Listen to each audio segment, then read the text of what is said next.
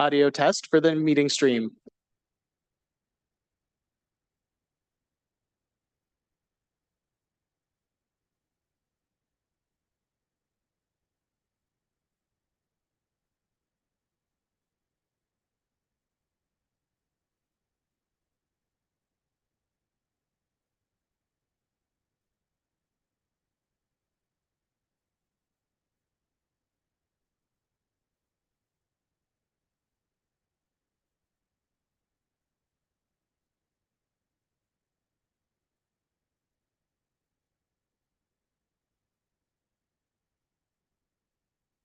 Audio test for the meeting stream.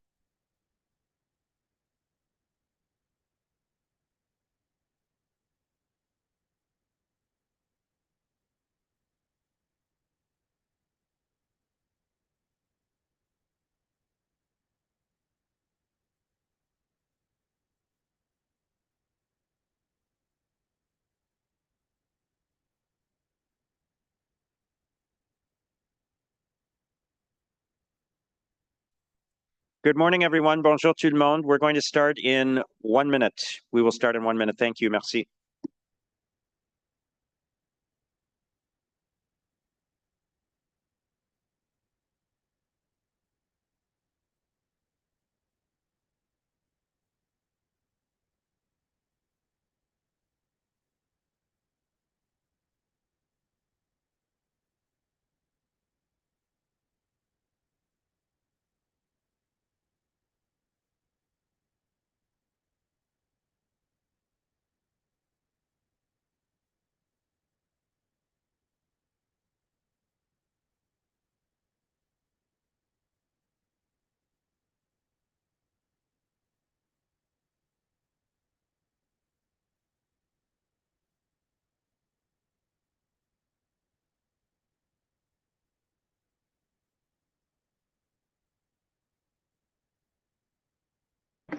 Good morning, everyone. Bienvenue.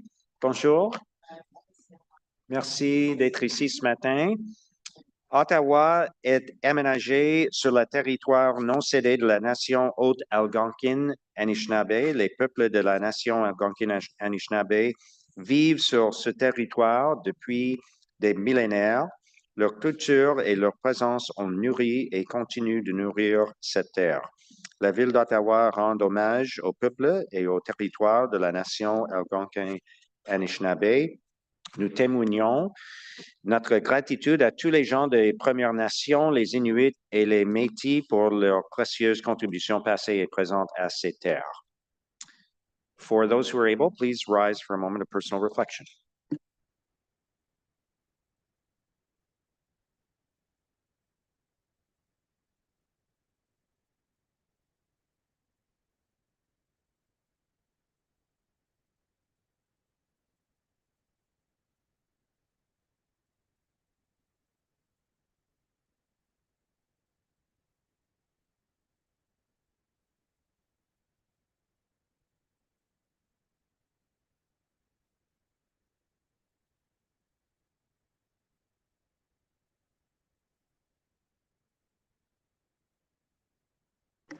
Thank you. Merci. Please remain standing for our national anthem, and I would like to ask Councillor Kelly to introduce our performers this morning.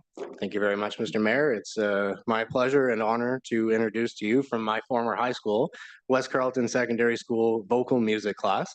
It is a grade 9 to 12 class where many of the students stay in the class for all 4 years of high school.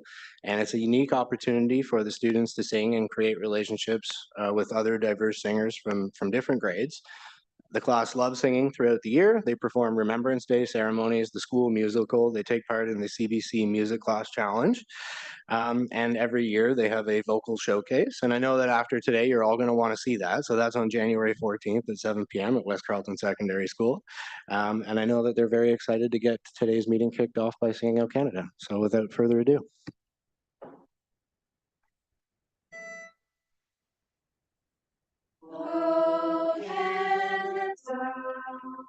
Our home and native land, true patriot love in all us command.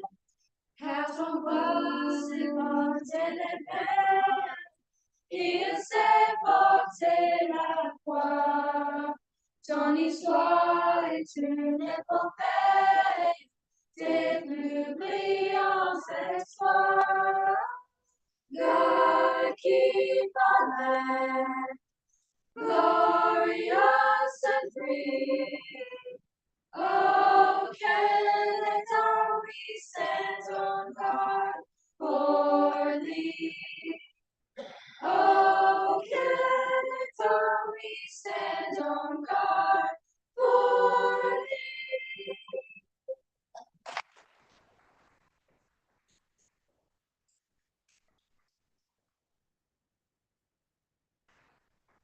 Thank you so much. What a great job. And as long as you're here, since it is Councillor Tim Tierney's birthday, would you mind singing happy birthday to Councillor Tierney, please? I went to WCSS. Happy 50th birthday.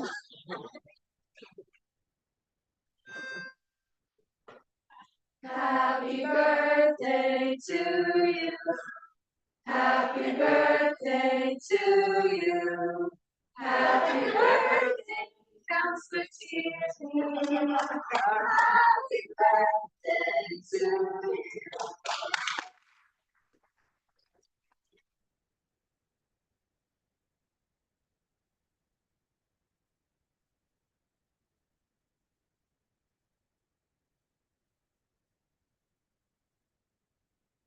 Thank you again to the students from West Carleton Secondary School.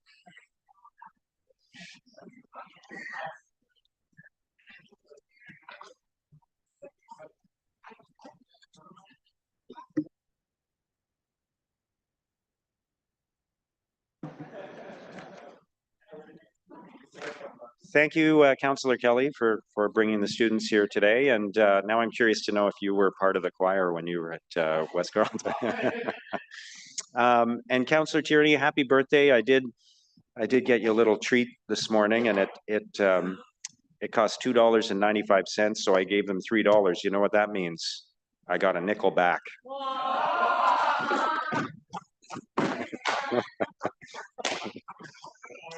All right.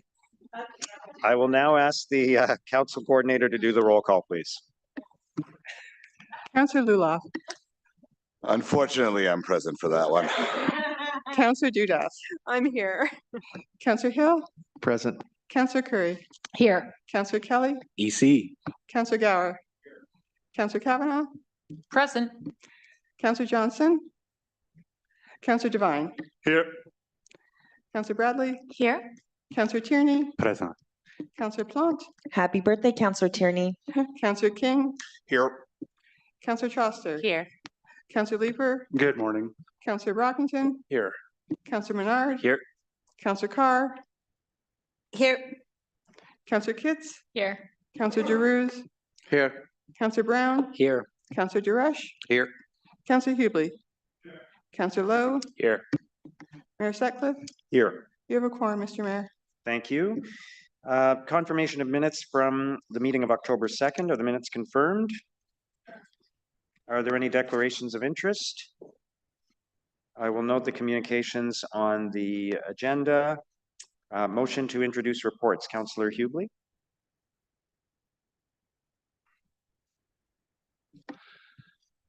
Thank you, Mr. Mayor. That the Agriculture and Rural Affairs Committee Report 17, Joint Report 3, Agriculture and Rural Affairs Committee and Planning and Housing Committee, Build Heritage Committee Report 18, Finance and Corporate Services Report 18, Planning and Housing Committee Report 35, and the report from the City Clerk entitled Summary of Oral and Written Public Submissions for Items Subject to the Planning Act, Explanation Requirements at the City Council meeting of October 2nd, 2024 be received and considered, and that the rules of procedures be suspended, receive and consider the additional in-camera item listed on the final agenda regarding the request for exemptions pursuant to the bilingualism policy for a member of the senior leadership team. Thank you, Mr. Mayor. Thank you, Councillor Hubley. Is that carried? Agriculture and Rural Affairs Committee, item 10.1 is the Omnibus 2 Official Plan Amendment. Is that carried? Item 10.2 is the site alteration bylaw update. Hold, please, Mayor. Hold, okay.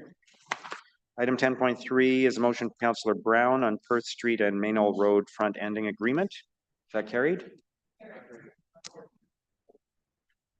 Pardon? Sorry, 10.3? Oh, okay. All right, and we are holding 10.4. Item 11.1 is the new urban and village boundary expansion official plan application process. Item 12.1 is from Built Heritage Committee, consideration of application to repeal bylaw designating 501 Cole Avenue. Is that carried? 12.2, application for new construction at 160 Clemo. Is that carried? 12.3, designation of 178 Cambridge Street North. Is that carried? 12.4, adoption of new Heritage Conservation District plans for the Byward and Lower Town West HCDs. Is that carried? From Finance and Corporate Services Committee, 13.1, West Carleton Environmental Center host community fee criterion process. Is that carried? 13.2 is the boundary adjustment for Spark Street Business Improvement Area. Is that carried? 13.3 is the Affordable Housing Community Improvement Plan. There is a technical amendment for that, if we can deal with that quickly. Councillor Kitts, I believe you have the technical amendment. I do. Thank you, Mr. Mayor. Whereas at the Finance and Corporate Services Committee on October 1st, 2024, staff recommended the approval of the amended Affordable Housing CIP Document 1. And whereas the tenant selection section of the amended Affordable Housing CIP requires a correction such that only individuals at arm's length to the owner, shareholders, or directors of the owner can lease the affordable units as opposed to individuals not at arm's length. And whereas the grant amount per affordable unit per year of $8,000 may apply to any unit rented at or below 80% of average market rent, as opposed to only those units between 71 and 80%. Therefore, be it resolved that the following two areas of the amended Affordable Housing CIP Document 1 be revised as follows. 1, that the last sentence of section 3.4.6 be deleted and replaced with the following. Furthermore, affordable units advertised to the public shall not be rented to the owner, shareholders, or directors of the owner. Any individual that rents the affordable units must be at arm's length to the owner, shareholders, or directors of the owner.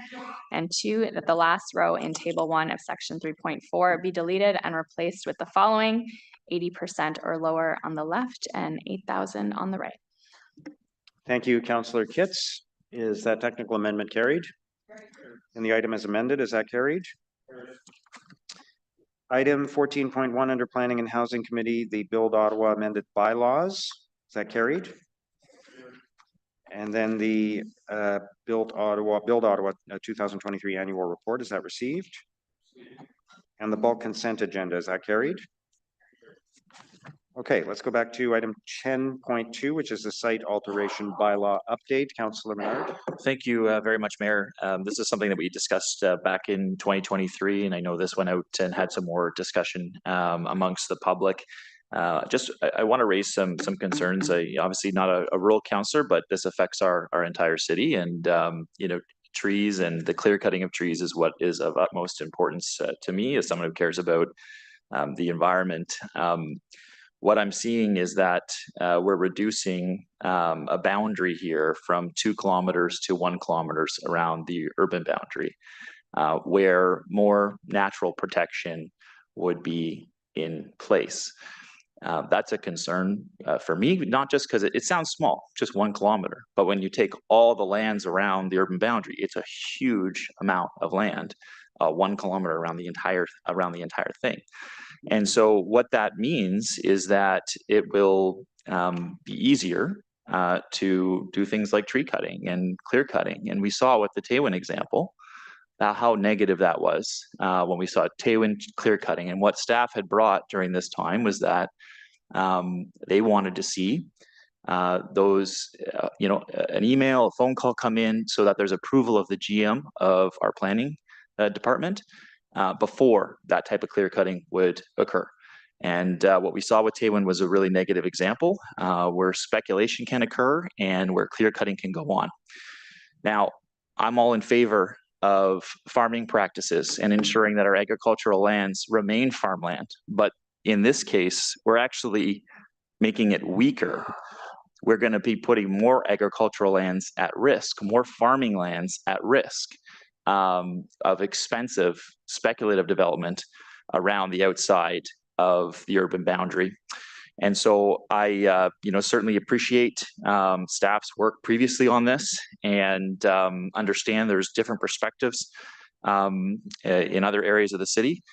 But this is not something I'm going to be able to support today. I'm going to vote against the site alteration bylaw that shrinks the boundary, which was a motion from 2 kilometers to 1 kilometer for that natural protection, and eliminates the original staff recommendation, which was to extend protections in all of our rural area out to the edges of the city of Ottawa's boundary. So, appreciate this is on the agenda, and I just want to register my dissent for the item. Thanks.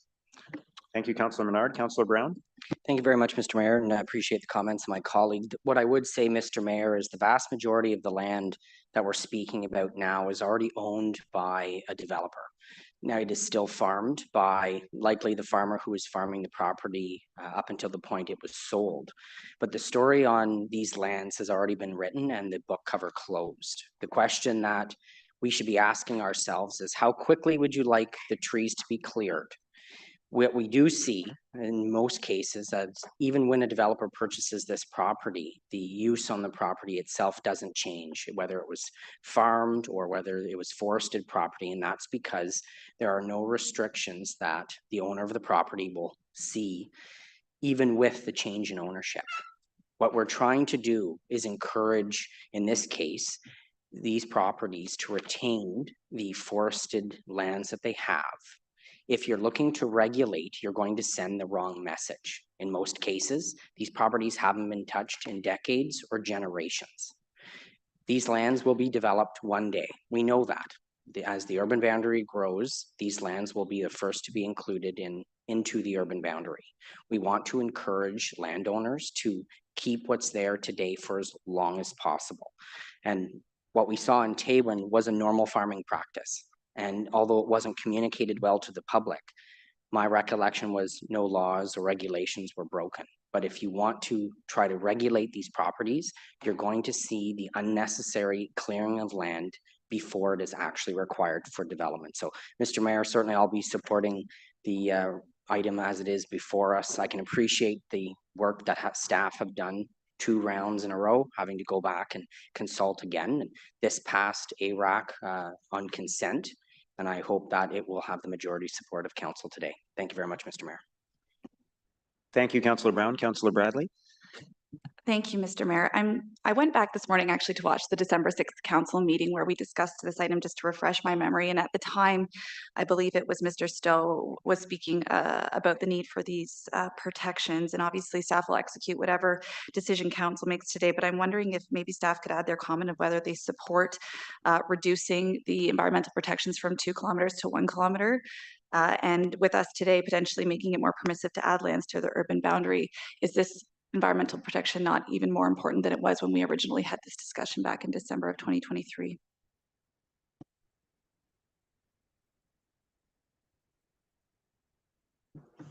Mr. Mayor, the report today is to implement the decisions of council.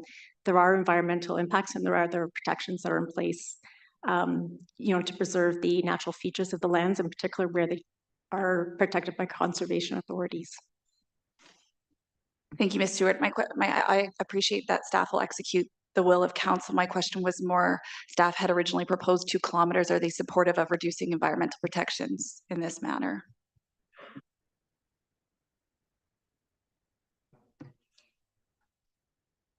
Mr. Mayor, staff do support implementing the change. The consultations were supportive of the changes. We received very little concerns raised with regards to the change in terms of the boundary.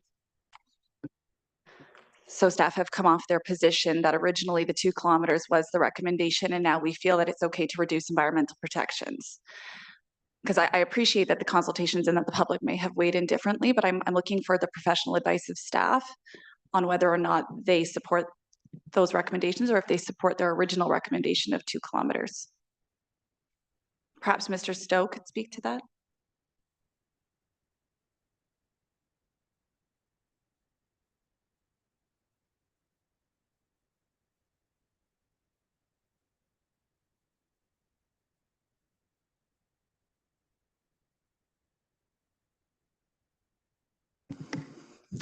Mr. Mayor, we the recommendations brought forward today, as already been discussed, implement the motions that were passed by council on December 6th. The original staff recommendations were based upon a perceived risk that there could be future clearing of lands in the natural heritage system. That being said, where we have seen most pressure for land clearing has been in proximity to the urban boundary, where that 1 kilometer protection still exists. And where we have seen clearing in the rural area, it has typically been for agricultural purposes. And so we are comfortable moving forward with the motion that was passed by council on December 6th. Okay, thank you. Okay, thank you. Yeas and nays, Mayor. Okay, recorded vote, please. Thank you.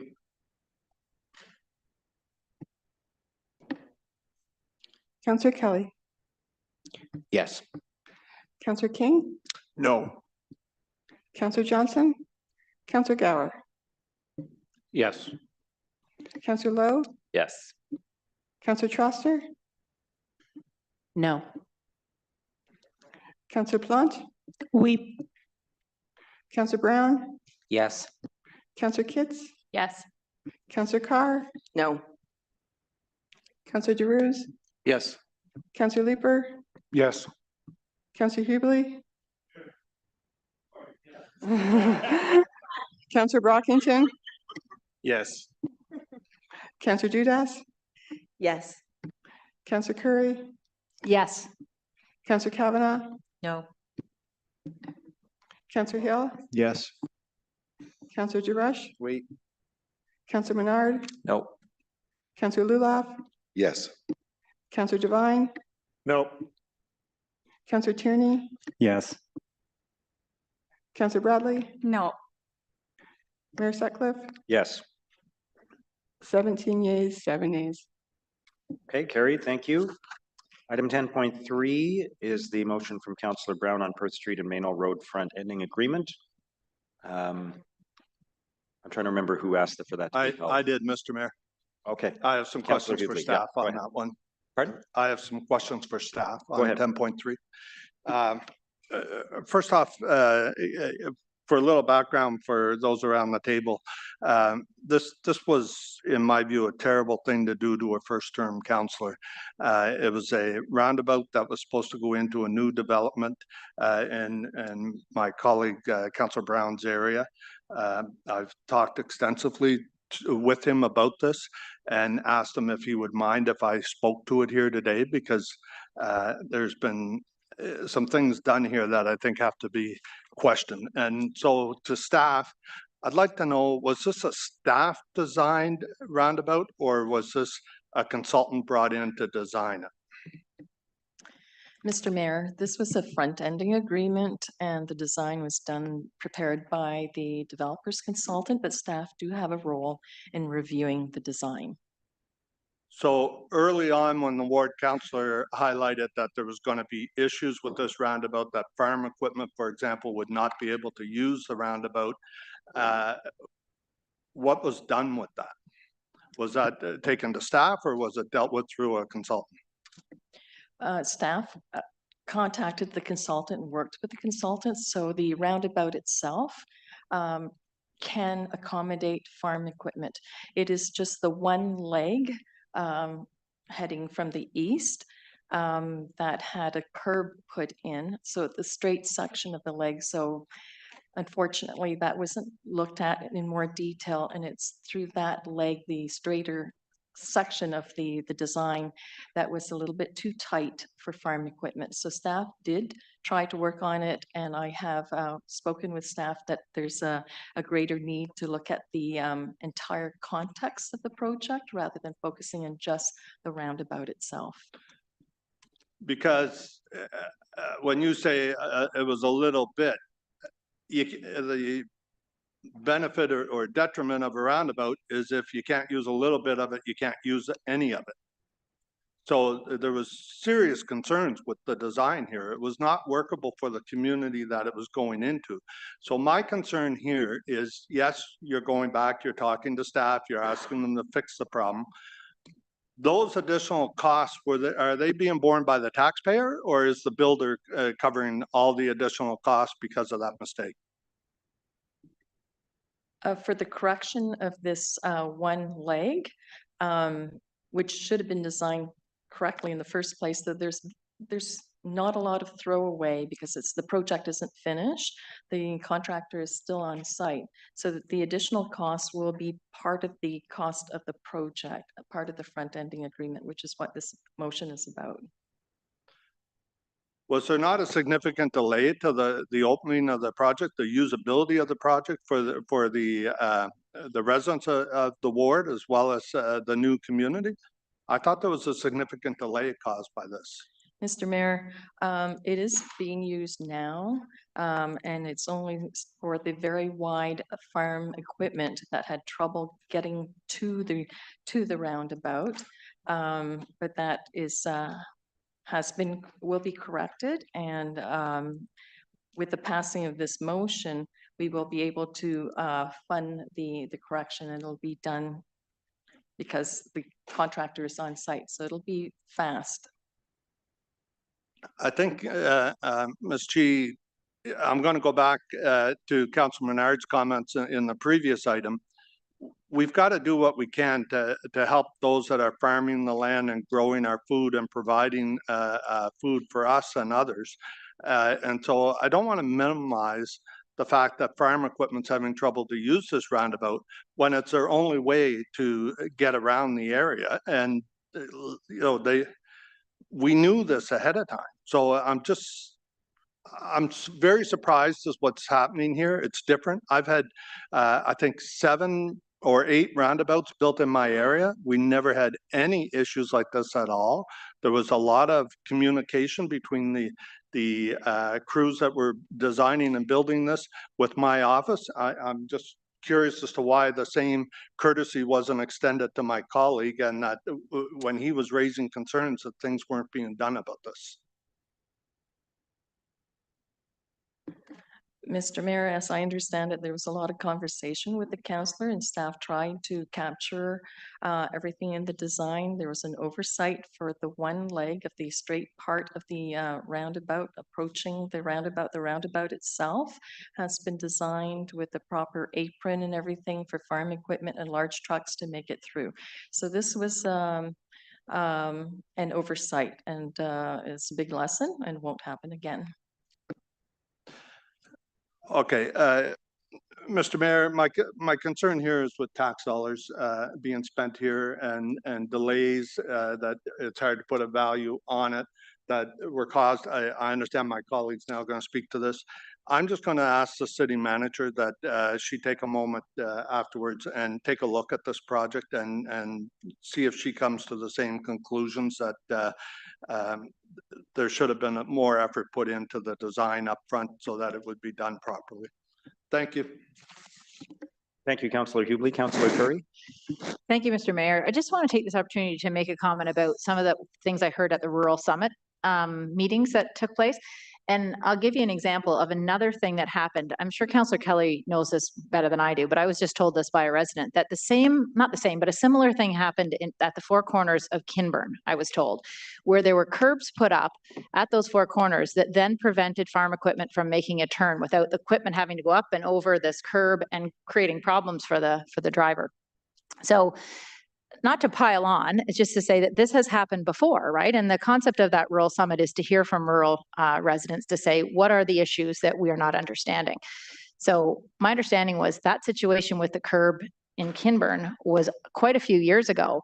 And yet now we have this situation happening for Councillor Brown's ward. So my actual question is, from the Rural Summit, I understand that some of the recommendations that come out of it might not come out for a couple of years, but would there be the possibility that some of these early challenges and recommendations come earlier than whenever the final recommendations for the Rural Summit are coming out? And maybe it's because I don't quite understand the timing, but I keep hearing that from the Rural Summit, some of what we'll get out of that won't actually come forward for a year or more, or 2 years.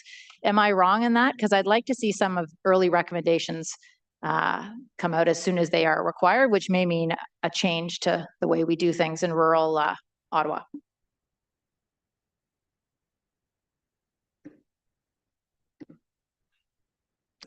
Thank you, Councillor. Actually, this is already being put to use right now or to check. I have staff looking at all roundabouts that are in the design process to review this from a contextual lens, looking at the users of the facility, the infrastructure, and also having a look at some of the ones that have been built in the past if we are still experiencing issues there.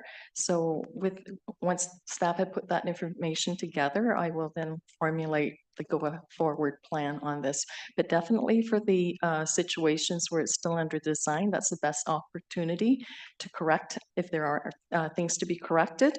For those that have already been built years ago, then we'll have to look at some way of finding mitigation for them if there's still a problem existing there. Fair enough, Mr. Mayor. I guess what I'm looking for is more of like, you know, when we say we go forward with any project, we put a few lenses on it. You know, we'll look at a lens. How does this, you know, gender equity lens or whatever. The concept of having a rural lens, because I mean, the example I'm giving is not necessarily a roundabout. It was just curbs at the four corners of Kinburn. But that knowing that there's a project of any sort, that there be this lens put on it, that the question would be asked, you know, what kind of equipment's going to be going through here? If some of them are very, very wide farming equipment, you see them going down the roads, Second Line and March Road, they're much larger than anything else. So, but if that is something that might come out of the Rural Summit, when is that going to come to us, these recommendations? Because I understand there may be quite a gap, whereas I'd like to see some things that could be implemented more quickly come forward prior. Is that possible?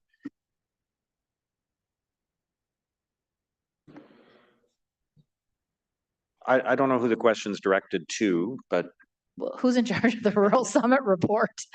You know, is there somebody that's actually going to be writing the report that comes out of the Rural Summit, a particular staff member? I just don't know that.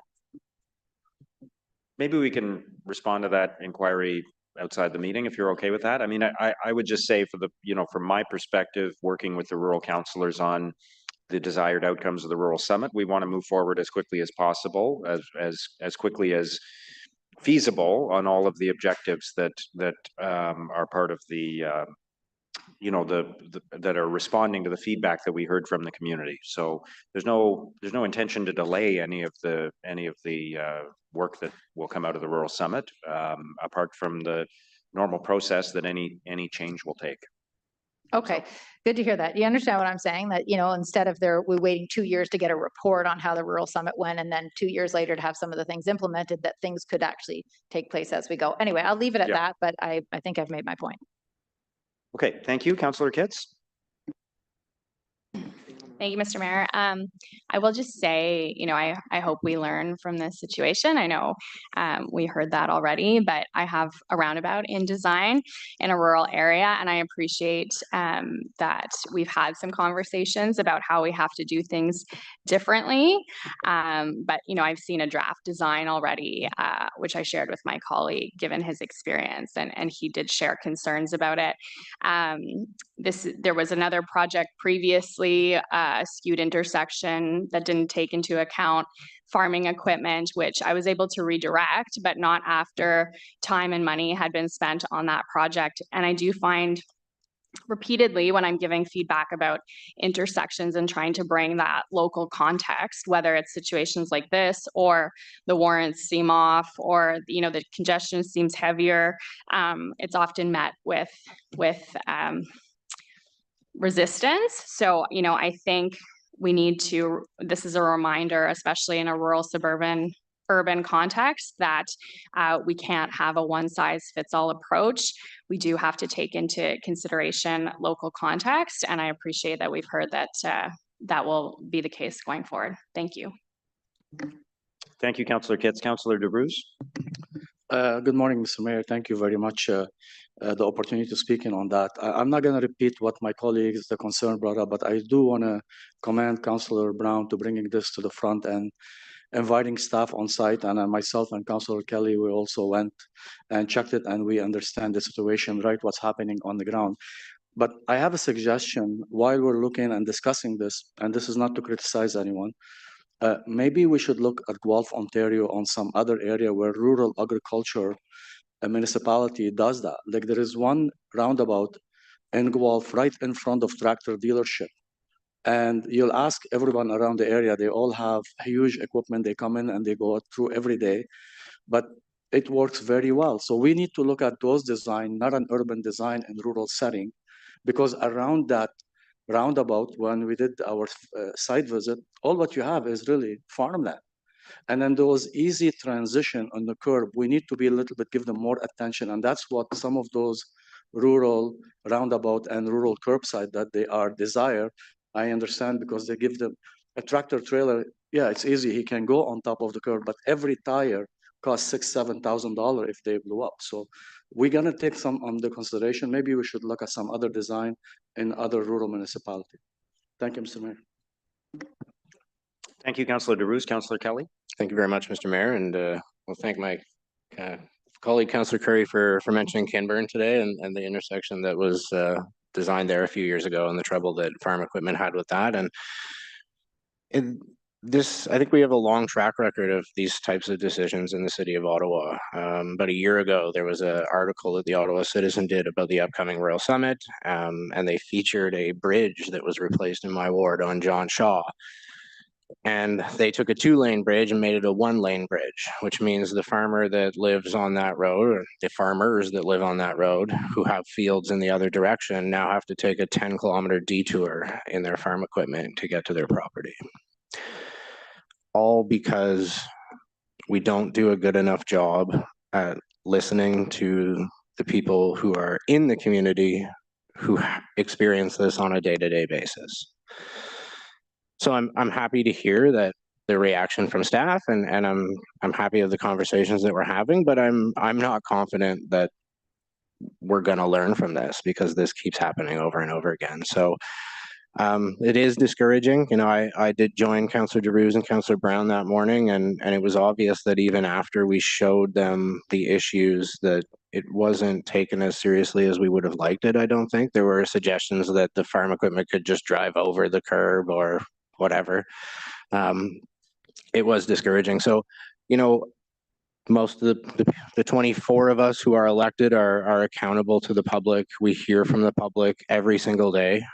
That is our job. And so I sometimes struggle with the fact that these decisions are made contrary to the feedback that we provide to staff. And I do see multiple examples of this, particularly around traffic and intersections, you know, thousands of dollars being spent on studies for intersections that I've never heard a single complaint about. So I would like the consultation that is undertaken with councillors to be taken more seriously. And I also wonder about accountability for the decisions that are made that has wasted millions of dollars likely and made a lot of people mad. So my question is, what's being done in terms of accountability for these decisions? Like if there were city staff involved in making these decisions, were there consequences for those decisions?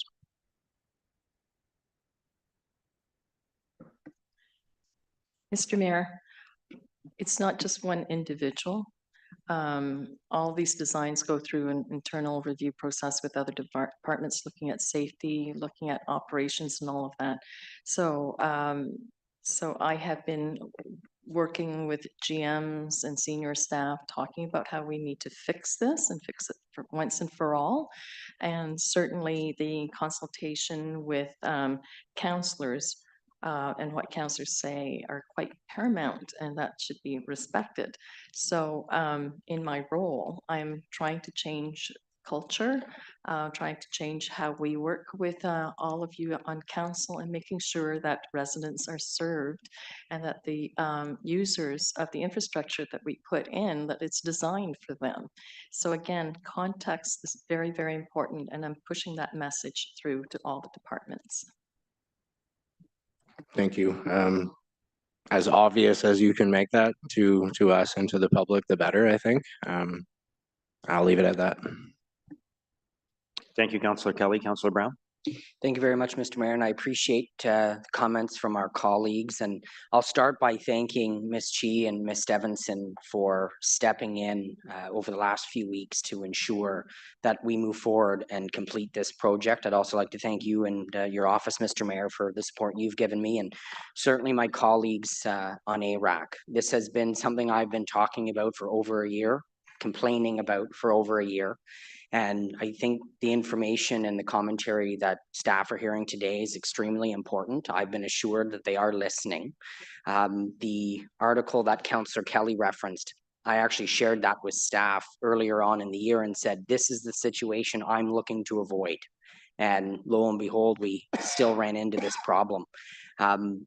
When I did invite my rural colleagues out to the Roundabout site earlier this, or late summer, early fall, so I could show them and staff what was going on. What I didn't tell staff is I'd organized a farmer to come with his tractor that was built in 1997. So it's not the newest tractor on the road. It's certainly not the biggest.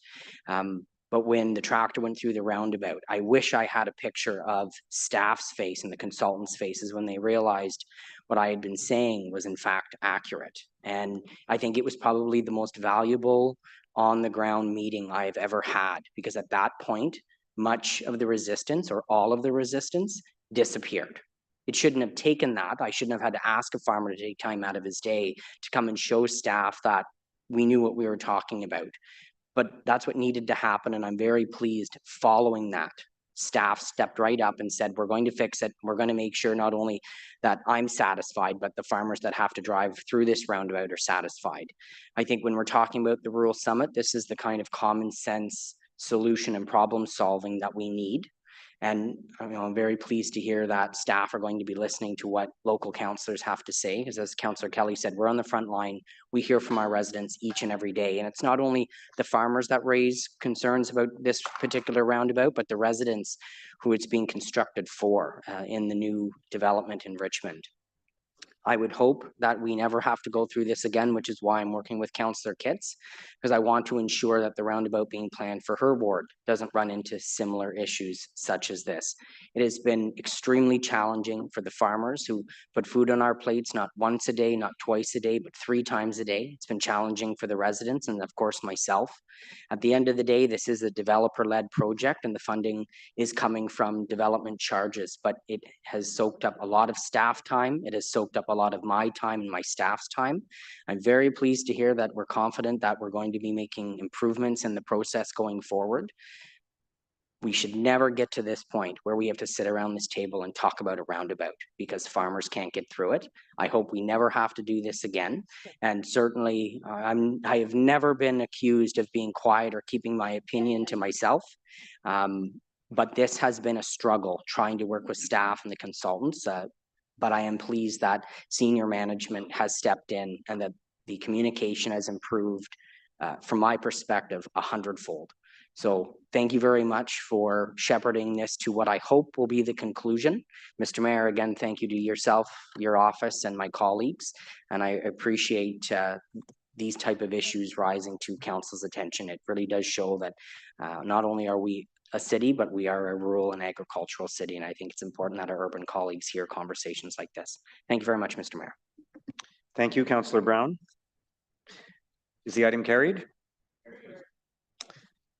Item 10.4 is the all-way protected permitted left turn signals at the intersection of River Road and Mitch Owens Road. Councillor Devine.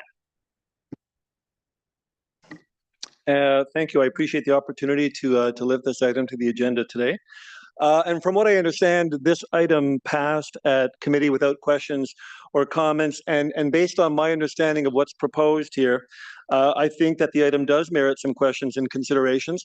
And as much as I appreciate the conversation we just had, this is not about a roundabout. This is not about oversized vehicles getting through an intersection. This is just a good old intersection with cars and people and bikes. So I'll start with a quote from staff recommendation in this report in order to speak to the analysis that has already been put into their position. So over the years, staff have completed multiple reviews of the River Road at Mitch Owens Road intersection and have concluded that the data indicates that this location does not meet the warrant criteria.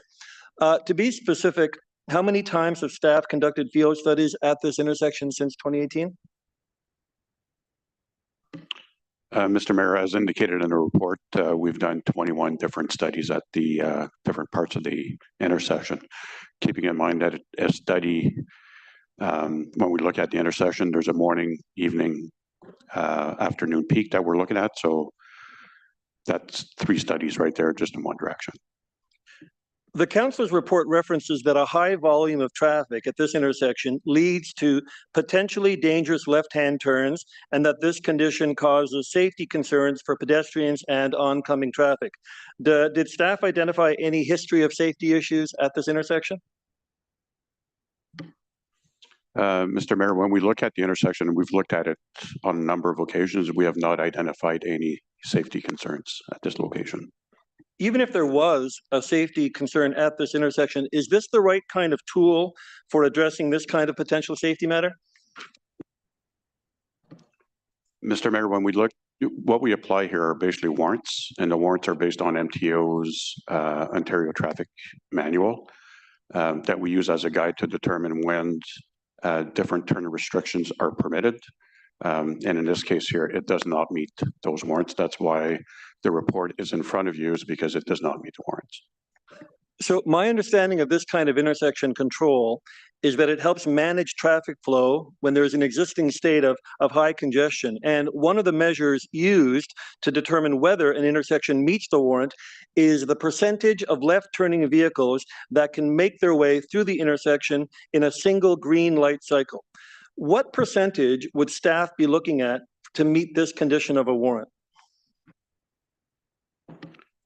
So usually when we're assessing warrants, and this is basically the issue here is about when do we provide left turn arrows at an intersection. Typically, we would start to provide a protected or permissible protected left turn arrows when we're seeing that more than 50% of the cars are not able to get through on one signal, which is not the case at this location. More than 50%. And based on staff's multiple studies of this intersection, what's the percentage of left-turning vehicles that can currently make their way through this particular intersection in a single green light cycle? Mr. Mayor, as indicated in the report, 93% of the vehicles are able to get through. So worst case scenario, 93% of vehicles are getting through.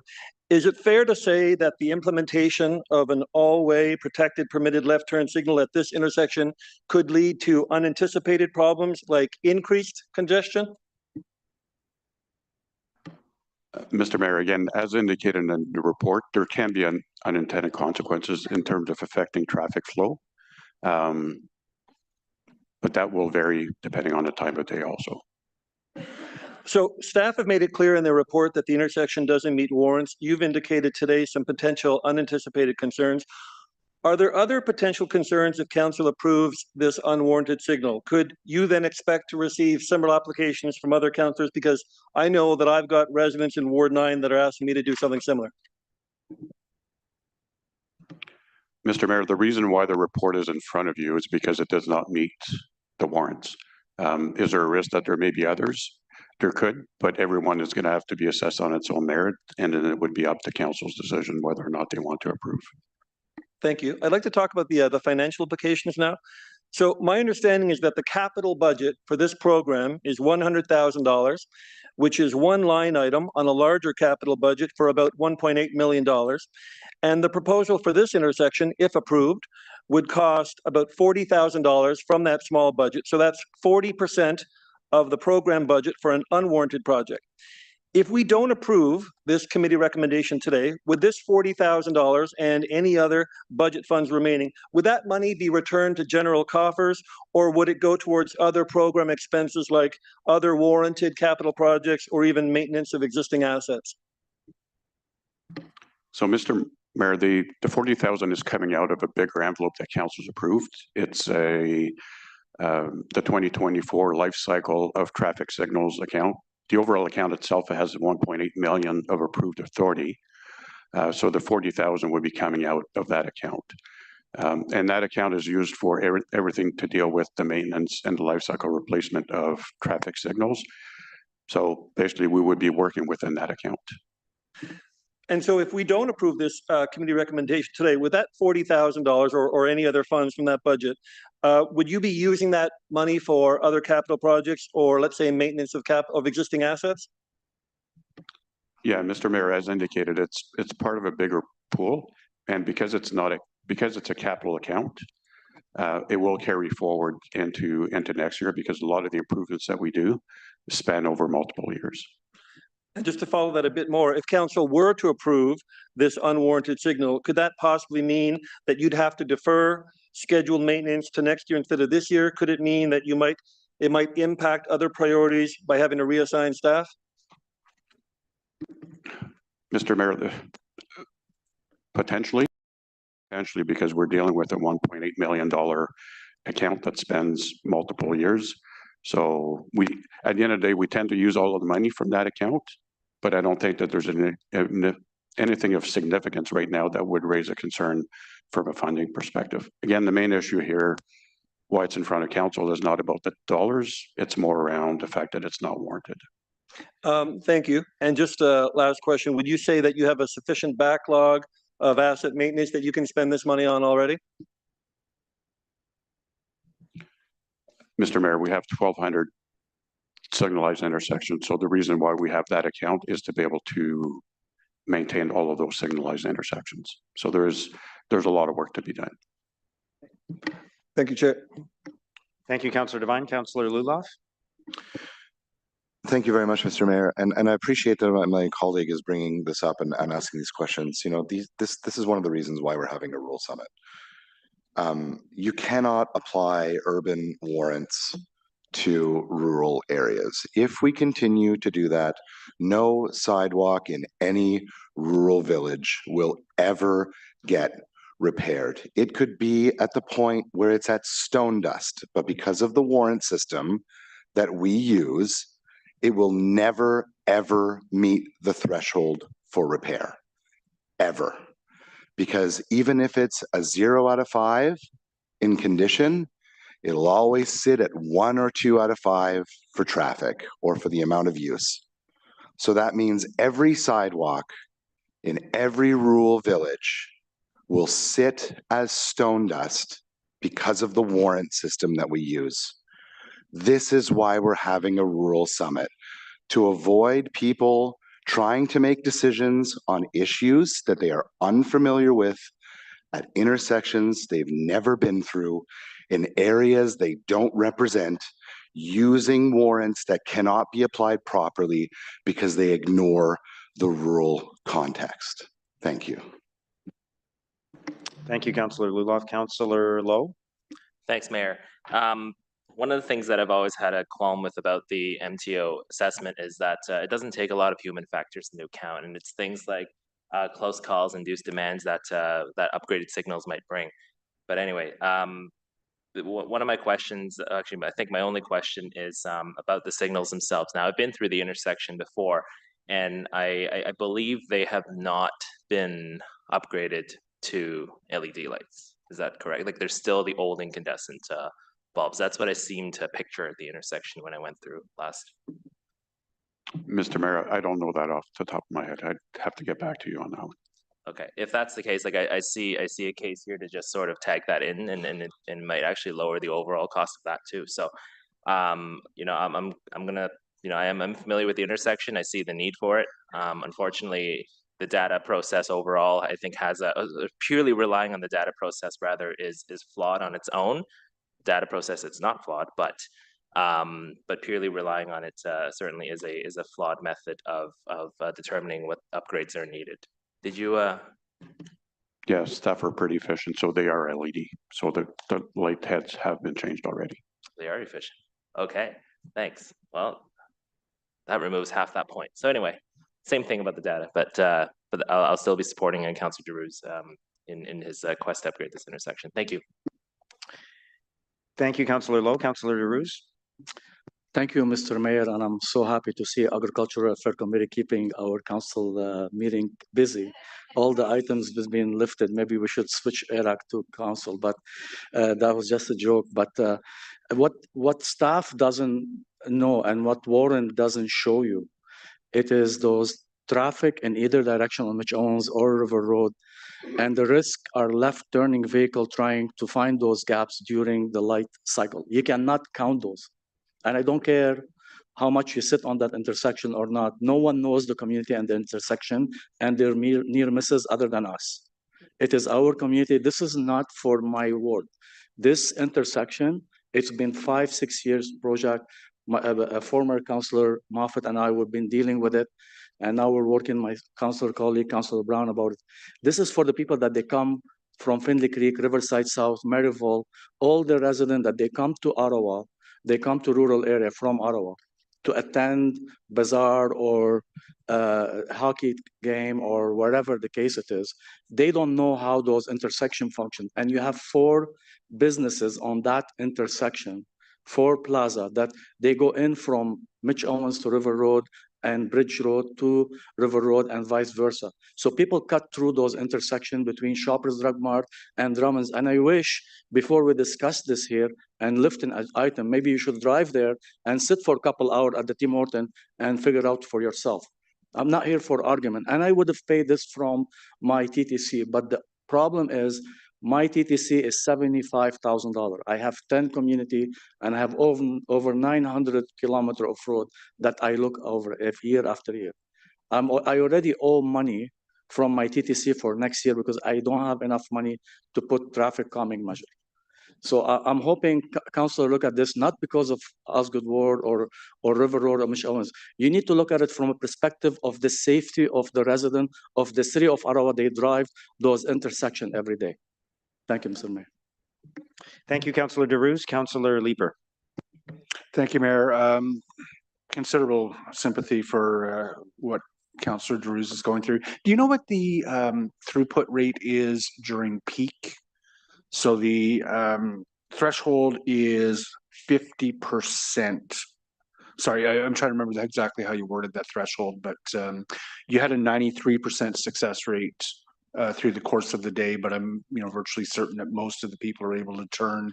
Is this a peak hour problem? Mr. Mayor, yes, typically we look at the peak hours for these assessments. Okay, so is that 93% a peak hour throughput? Correct. Okay. Is there a potential, like I'm also cognizant that intersections are never a zero-sum game. Time that you devote to one movement is time taken away from another movement, and that certainly can result in the backups. Is there the potential to put left turns in only during peak hour if it's required? So the way the system works is basically it needs to be triggered. So basically the loop system would trigger basically when there are more than 2 vehicles that are actually queuing, it would trigger the left signal. So if there's no vehicle there, it won't trigger the left turn signal. If there's only 1 vehicle there, it won't trigger either. So that vehicle will have to go on the normal green light. Okay. Okay. Thank you. Thank you, Councillor Leeper. Councillor Kelly. Thank you very much, Mr. Chair. Mr. Mayor. Thank you to Councillor Lulaw for his comments on the warrant system and the need for the Rural Summit. And I'm really pleased to see so much interest in rural issues today. This is fantastic. I think this is the biggest turnout we've ever had for an ARAC meeting. I have a retirement home in my ward. There is a desire from that community to have a crosswalk to the strip mall across the street, which in our ward is their only option for walking to something. They've got a pharmacy, a bakery, a liquor store. So they use it a lot, and they don't feel safe crossing the road. And they've approached me on a number of times about getting a crosswalk. Doesn't meet the warrants. City won't do it. And I know that we're probably all sick of hearing this line about how one size doesn't fit all in a city the size of Ottawa, but that is true. And when you represent a rural ward, you see that on a daily basis, how that affects your residents. So just because it doesn't meet the warrants doesn't mean that people feel safe. And we represent those people. So when they come to us with concerns, and I'm reading through this report, and I'm seeing terms like the surrounding homes and residential neighborhoods in combination with a nearby school have created a desire for active transportation. I think we talk about that a lot around this table and how that's one of the goals of our city is to increase active transportation. Pedestrian safety is also mentioned here as one of the driving reasons for this motion. So I think those are things that you know, even Councillor Devine, who has an issue with the way this is going, would see some merit in keeping pedestrians safe and in making it safer for active transportation as well. So I think there's many reasons to support this motion. I will certainly be supporting it because at the end of the day, we represent people. And when they come to us with concerns, that is something I take to heart more so than the particulars of the merit system in our city. So I think you're probably going to see me bring similar motions in the coming weeks and months, because to address the issues in the rural areas, we often can't rely on this warrant system. So we have to do things like this. And I think all of us sitting around this table can picture getting calls from our residents about concerns they have. And of course, we want to address them. So we do what we can to do that.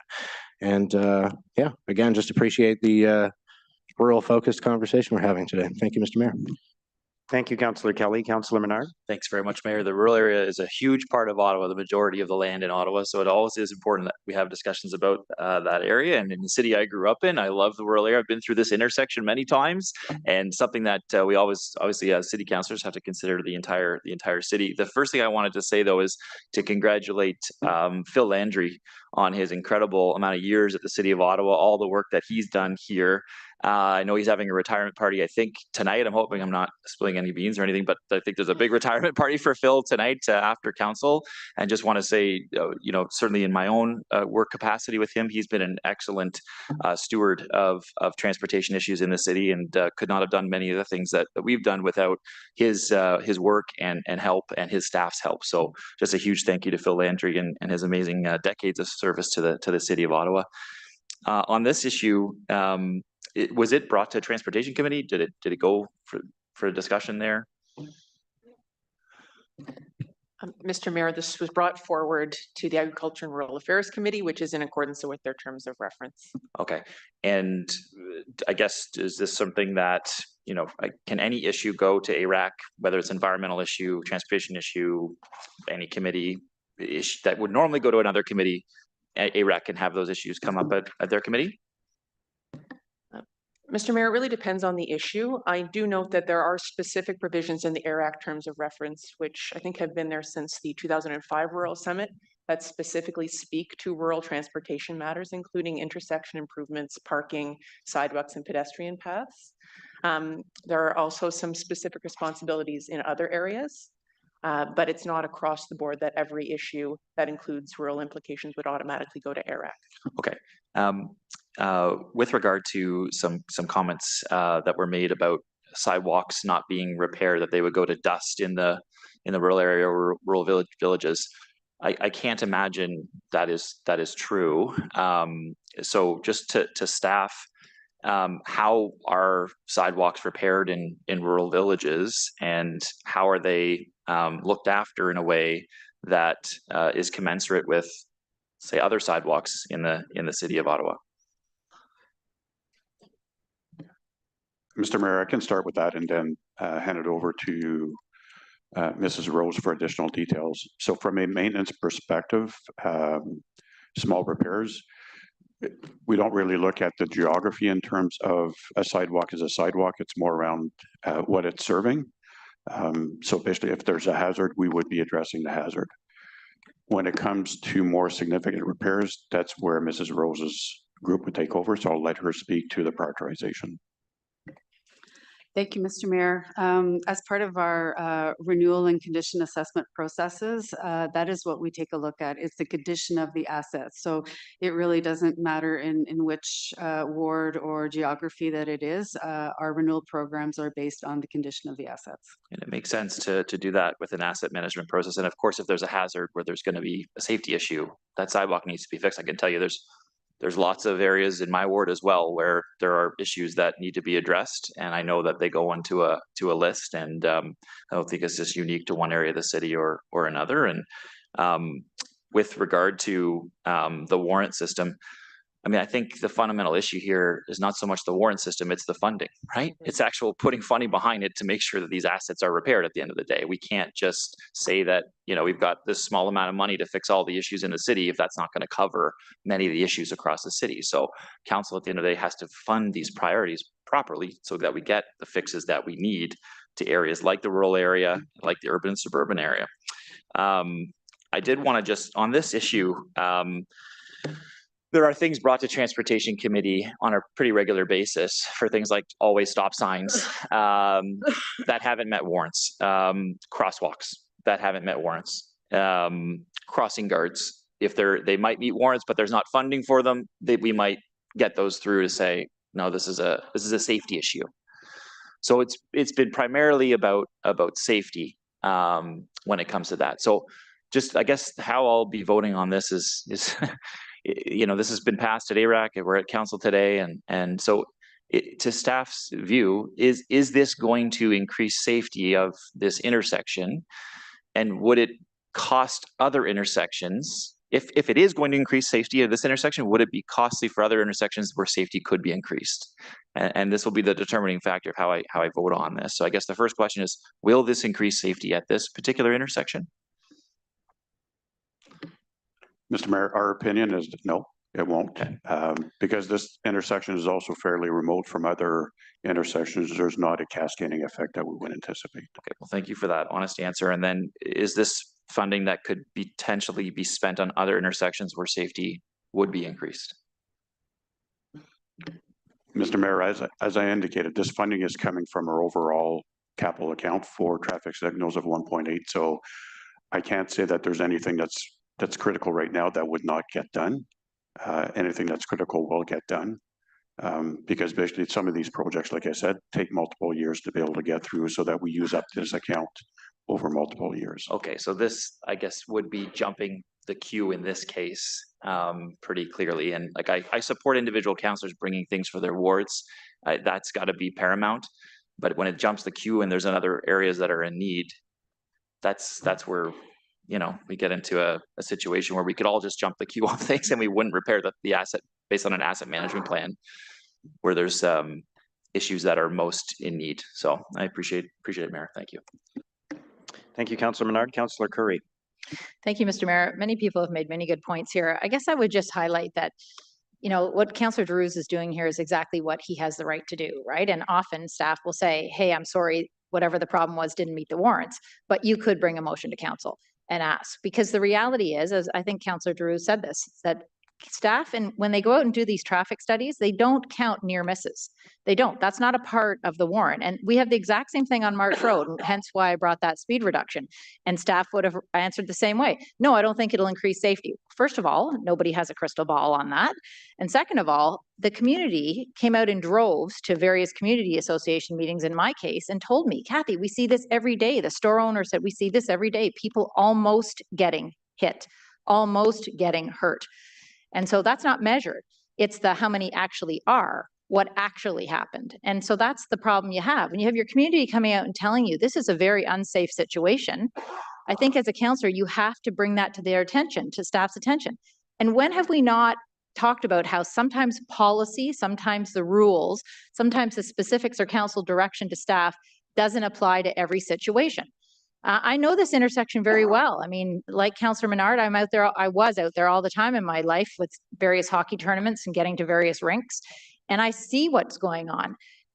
It's just that sometimes, especially I think in the rural areas where the stats don't match what the rules are that staff have to follow. So the councillor brings a motion to council or to a committee, then council, and that's what's happened here.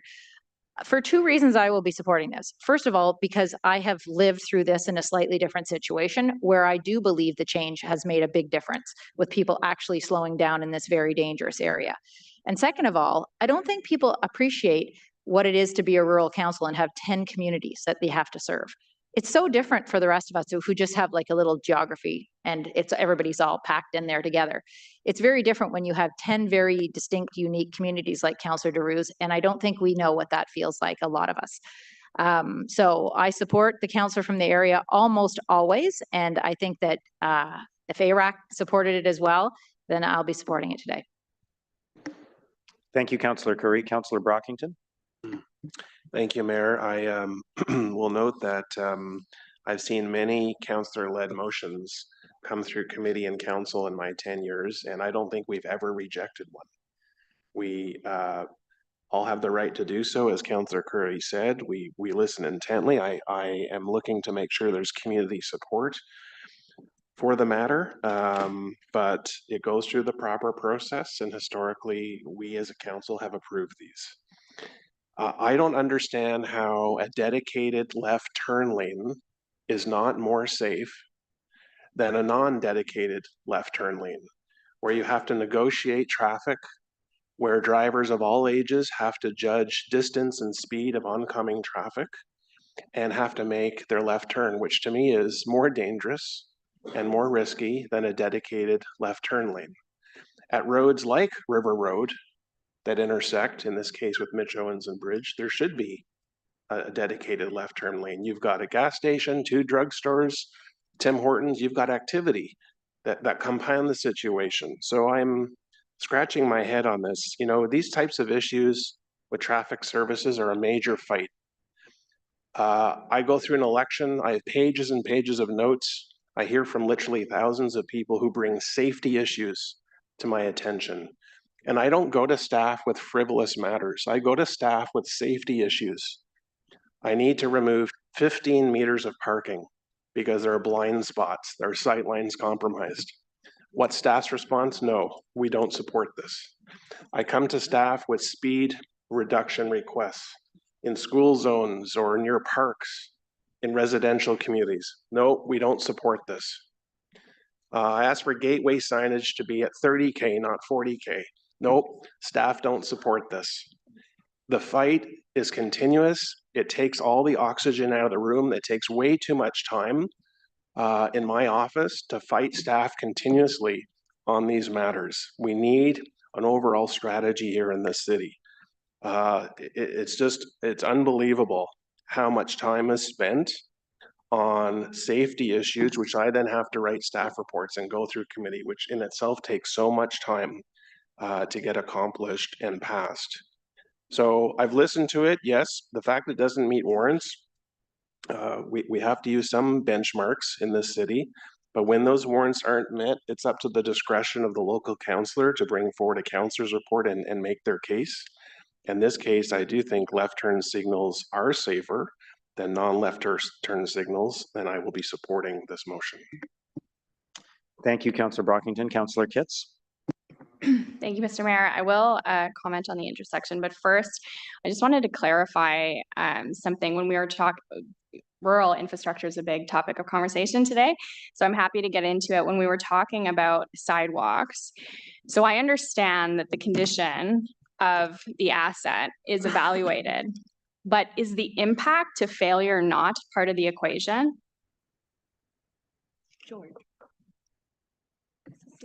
Mr. Mayor, so when the condition of the sidewalk, so we do rely on our partners in Public Works to also provide information on what it is that they're seeing. So we have a cycle in terms of where we evaluate the condition, and we also have Public Works staff that help us with that. And so when there's a safety concern that's escalated, then either the repair is done through my colleague, Mr. Gontier, or through our program if it's a significant length of sidewalk. Because the way it was explained to me was that the condition is evaluated with a score, but the impact to failure is also evaluated. So impact to failure would be close to a hospital, close to a school, in a high pedestrian activity area. So by design, rural sidewalks will never score high on that portion of the equation. So when they get put into the list citywide, they are always going to be at the bottom. And the reason that Councillor Luloff and I are so passionate about this is I had a sidewalk in Cumberland Village that was scoring 5 on 5 in terms of failure condition, but because it was in a rural village, I was essentially told it was never going to get repaired. It was never going to score high enough. We were able to get that done through a federal grant, believe it or not, for active transportation. But this is part of the frustration, I think, from rural councillors that you're hearing when it's not a cookie cutter solution. It's not a one size fits all. So that's what you're hearing today. But on the intersection, I think there is some deference that needs to be given to the ward councillor. I've made it known I don't love when we have councillor reports to lower speed limits or add unwarranted stop signs, but those come regularly through Transportation Committee. And I think in those instances, we do, give consideration that the ward councillor is bringing a perspective from their community. And as Councillor Brockington said, they come forward all the time. So I'm not sure why this one is being treated so differently. Thank you. Thank you, Councillor Kitts. And I'll just remind everybody that I understand why people are sort of broadening this into a bigger debate about warrants and sidewalks and other things, but let's try to keep the discussion on the actual topic, which is whether to proceed with the amendments to this particular intersection or not. Councillor Troster. Thank you so much, Mayor. I'm inclined to support the councillor on this one because I have never been through this intersection, I'll fully admit, so I know not of which I speak. But I also, and I represent, as Councillor Curry was referring to, I represent the physically smallest ward in the city, just 6 kilometers square, but also the most densely packed. And I have a couple of really dangerous intersections that qualify to be replaced, and I'm waiting in the queue. And I think part of the problem here is, to me, it makes no sense to have priority projects in urban, rural, and suburban wards all in the same very, very long line. I know other cities have, I know in the city of Montreal, borough councils have control over local roads. I think it's about time as we start thinking about our midterm governance review and our governance review next year, maybe we need 3 separate queues to allow an urban, a rural, and a suburban committee to prioritize projects within those regions of the city, because it makes absolutely no sense for the intersection that we desperately need at Bay and Somerset to be in competition with a rural intersection. And I'll say I was really thankful the Transportation Committee supported me just over a year ago when there was a horrendous accident at the corner of Gladstone and Rochester, and we voted to accelerate the feasibility study on bike lanes for Gladstone. And yeah, that was queue jumping, but somebody died there 20 years before, and then someone almost died there last year. And so this is why we bring these reports forward, because we need to advocate for our community. So, I'm inclined to support this, even though I am very frustrated that it will displace other needed projects. And I think the problem is baked into the system. I don't think we should be competing with each other in this way. And also, just, one final line about resources. If we underfund our infrastructure, we're going to be having these arguments over small pockets of money and small projects over and over and over again. So thank you very much. Thank you, Councillor Troster. Councillor Tierney, weren't you hoping to spend your birthday with an hour-long discussion about a left turn arrow? Oh, great. Thank you, Mr. Mayor. So first of all, I've been listening to the discussion quite closely, and over several years chairing transportation, I think we all recognize we never want to step on what the provincial warrant process is that's dictated to us by, again, the province, but it doesn't always suit everything. And It used to be the Wild West before, just for the history machine, and I know Sean and some of the others around the table might remember some councillors abused the process. They would come in on a regular basis with, 10 all-way intersection changes, or they'd want a light here or something there. It was always very frustrating to staff because that takes a lot of time and effort, and it really goes against things. I do feel sometimes that councillors do have an opportunity to step up, as Riley mentions, and if they can really present the case, we have that opportunity. I remember former Councillor Deans and I always fighting. I know Alain is going to wince when I say this.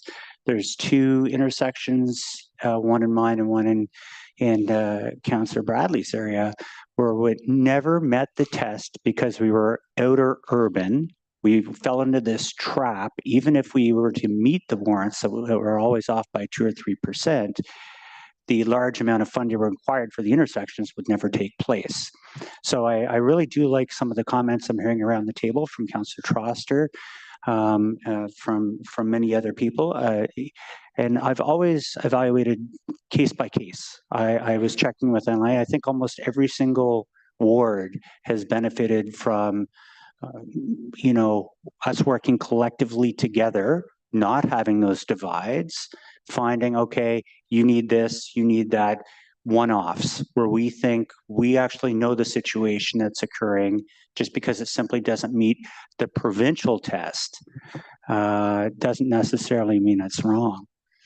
So, I think we got a good system now, but it does eat up a lot of our time. I think there's opportunities in the future to change some of it. Instead of it being 3 sections, maybe it's 4, because outer urban, I know Lane and Councillor Devine and myself and Councillor Bradley, and Councillor Kavanaugh, we all sit in this zone where it's different for every area. So maybe there is something that could be done at the provincial level that's brought back here, maybe through AMO. There's lots of opportunities. But again, I'm just going to finalize, Mr. Mayor, we're having another discussion that's taking place at the same time, where the province feels they know best what municipalities should be doing.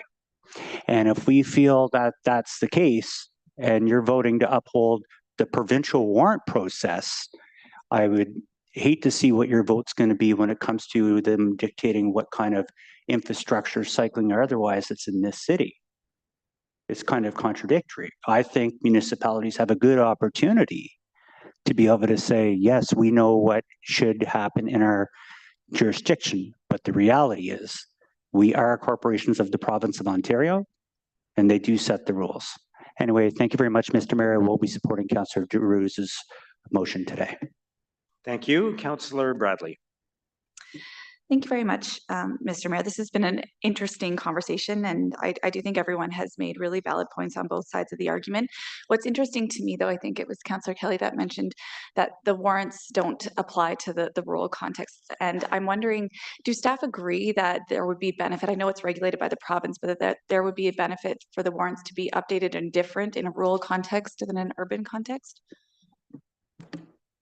Mr. Mayor, there already are situations where we do apply different warrants because it's all about the context of where they're located. And I'll point to one example is where when we determine an intersection meaning warrants to have signalized intersections, we actually have different criteria in the rural than we do in the urban or suburban area. So it's all about the context. In this case here, I don't believe that there is a different warrant because really what we're trying to do is basically determine is there enough time for vehicles to be able to get through the intersection within one cycle. So whether that's in an urban or rural area, it's really the same basis. But where it's appropriate to have a different warrant, we do apply a different warrant. So we already have different warrants for different types of projects with a rural context applied. Correct. Okay, I'm really torn on this one because we do, as many colleagues have mentioned, see and my predecessor has brought them forward requests for all-way stops, reducing speeds, et cetera. And typically I would defer to the local councillor. I am a bit concerned that usually the dollar amount assigned to those types of unwarranted projects is low and doesn't have impacts on potential other projects, whereas this one is a bit higher and it is potentially deferring other works, although you haven't specified anything in particular. So that's, I guess, a positive. So I'll just wait to hear the last point before I make a decision on how I'll vote on this one. Thank you. Thank you, Councillor Bradley. Councillor Hubely. Thank you, Mr. Mayor. I have a couple of questions on this.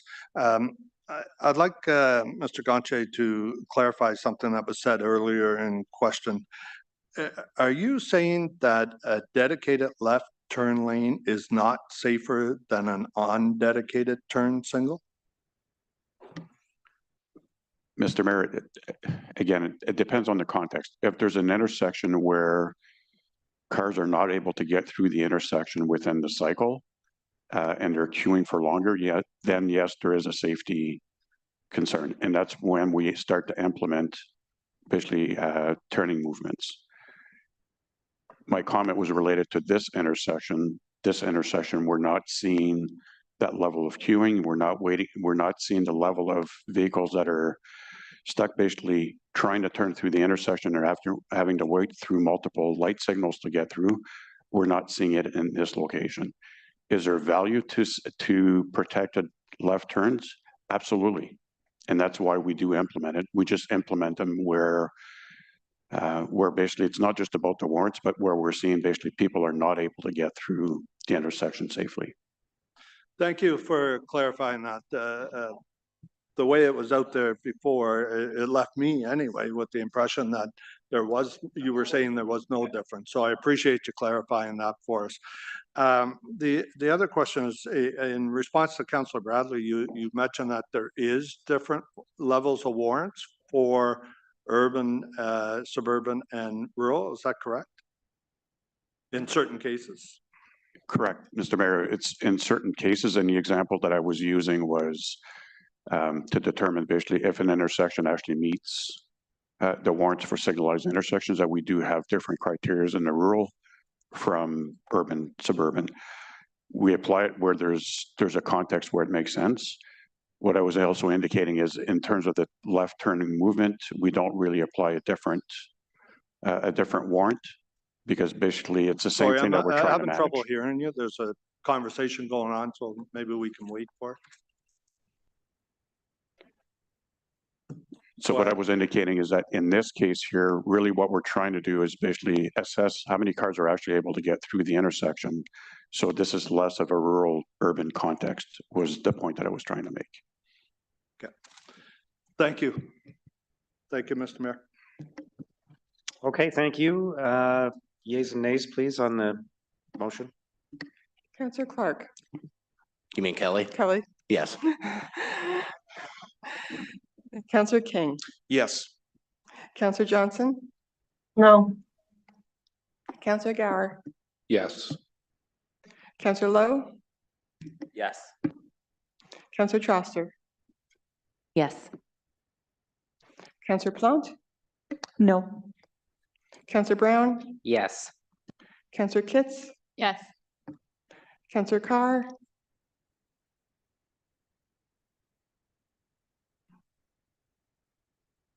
Yes. Councillor Giroux. Yes. Councillor Leeper. Yes. Councillor Hubely. Yes. Councillor Brockington. Yes. Councillor Dudas. Yes. Councillor Curry. Yes. Councillor Kavanaugh. No. Councillor Hill. Yes. Councillor Giroux. Yes. Councillor Menard. Yes. Councillor Luloff. Yes. Councillor Devine. No. Councillor Tierney. Yes. Councillor Bradley. Yes. Mayor Sutcliffe. Yes. 21 yeas, 4 nays. Okay, thank you. Item 11.1 is the new urban and village boundary expansion official plan application process. Councillor Leeper. Thank you, Mayor. I asked that this be held just for one quick question. we are proposing two different ways to have lands included in the urban boundary. One is to participate in a comprehensive review that will get underway in 2025. But the other is, certainly landowners are able to make applications on a one-off basis. If there is an application and this is a big if, the landowner were to demonstrate that the city needs the additional lands because of population pressures, almost all of the potential growth areas would need some form of infrastructure that hasn't been contemplated in the IMP or in the TMP. How would we assess those applications where the infrastructure is not already contemplated in one of our master plans? Mayor, when there is an application that comes forward, the first step in that process as part of a complete application is identifying the works that are needed or could be needed in order to support that application. And as part of the application, applicants could request that those works be considered local infrastructure and funded by the applicant or by the landowners group that is benefiting from them. And so as local infrastructure, it would not typically be in our infrastructure master plan or transportation master plan. And that would be the amount of flexibility that staff would recommend to allow those projects to be considered should there be a point where they meet the needs test. And is that flexibility built into the process as you've already proposed it to council? Chair, because it would be considered local infrastructure, and that would ultimately be approved by council as part of their application and the amendments to the official plan. That is something that we're contemplating through the terms of reference for the various studies that are being required. So it is sort of being built in, and it would be in accordance with the plan and the report that's before you. Okay, so there's no action that council would need to take today to adopt that approach? No, Mayor.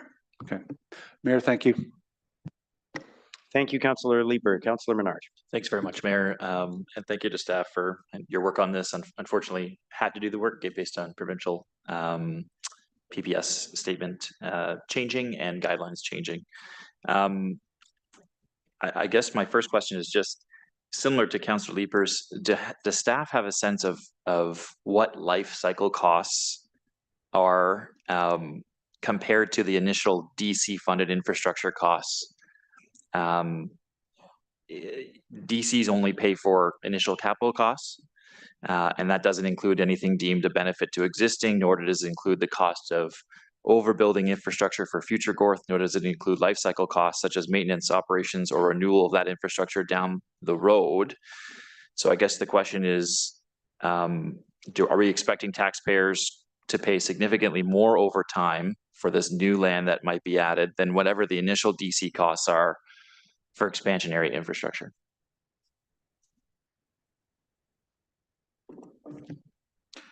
Chair, there's no doubt that there is additional costs to operating a system and ultimately at the end of life cycle replacing that.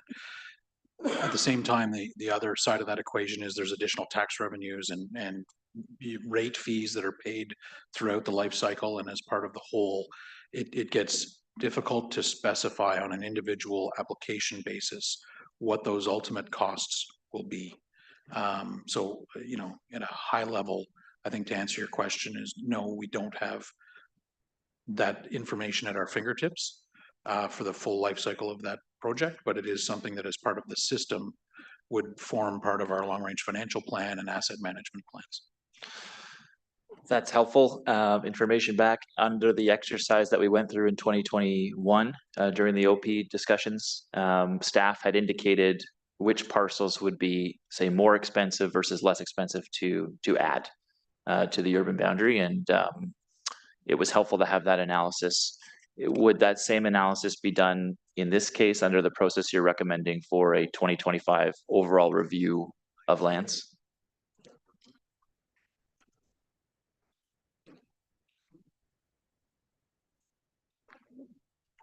No. This one. So, Mr. Mayor, just to provide some clarity on the new official plan process and the costs that the councillors identified.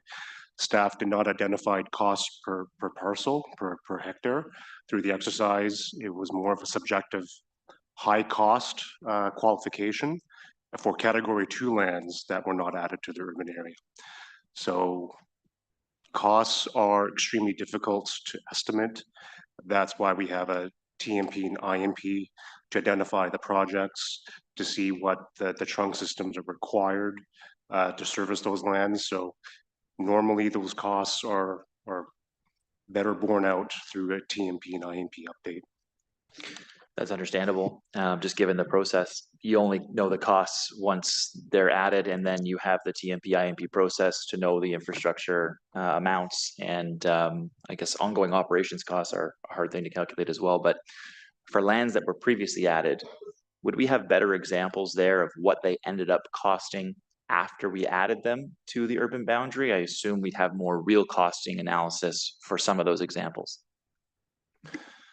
So, Mr. Mayor, there are 3 primary components to the costs for urban expansion parcels that were added with the IMP and TMP that we just talked about. The IMP was approved in 2024. The TMP is scheduled to be approved in 2025. And then at a more granular level information, we look at the secondary plan process for those parcels to sort of sharpen our pencils on the costs, if you will. So those costs need to be will be finalized through the end of the secondary plan process. The urban expansion parcels that were added are at various stages of the secondary plan process. So it's difficult to estimate the timing of the completion of those secondary plans vis-a-vis the 2025 review. Okay, thanks for that. I know there was lots of concern at committee about this in terms of the expansion, and I know staff in previous reports have indicated that they haven't seen any benefits to affordable housing through expansion. I do have a direction, Mayor, with regard to the growth projections, which staff worked on.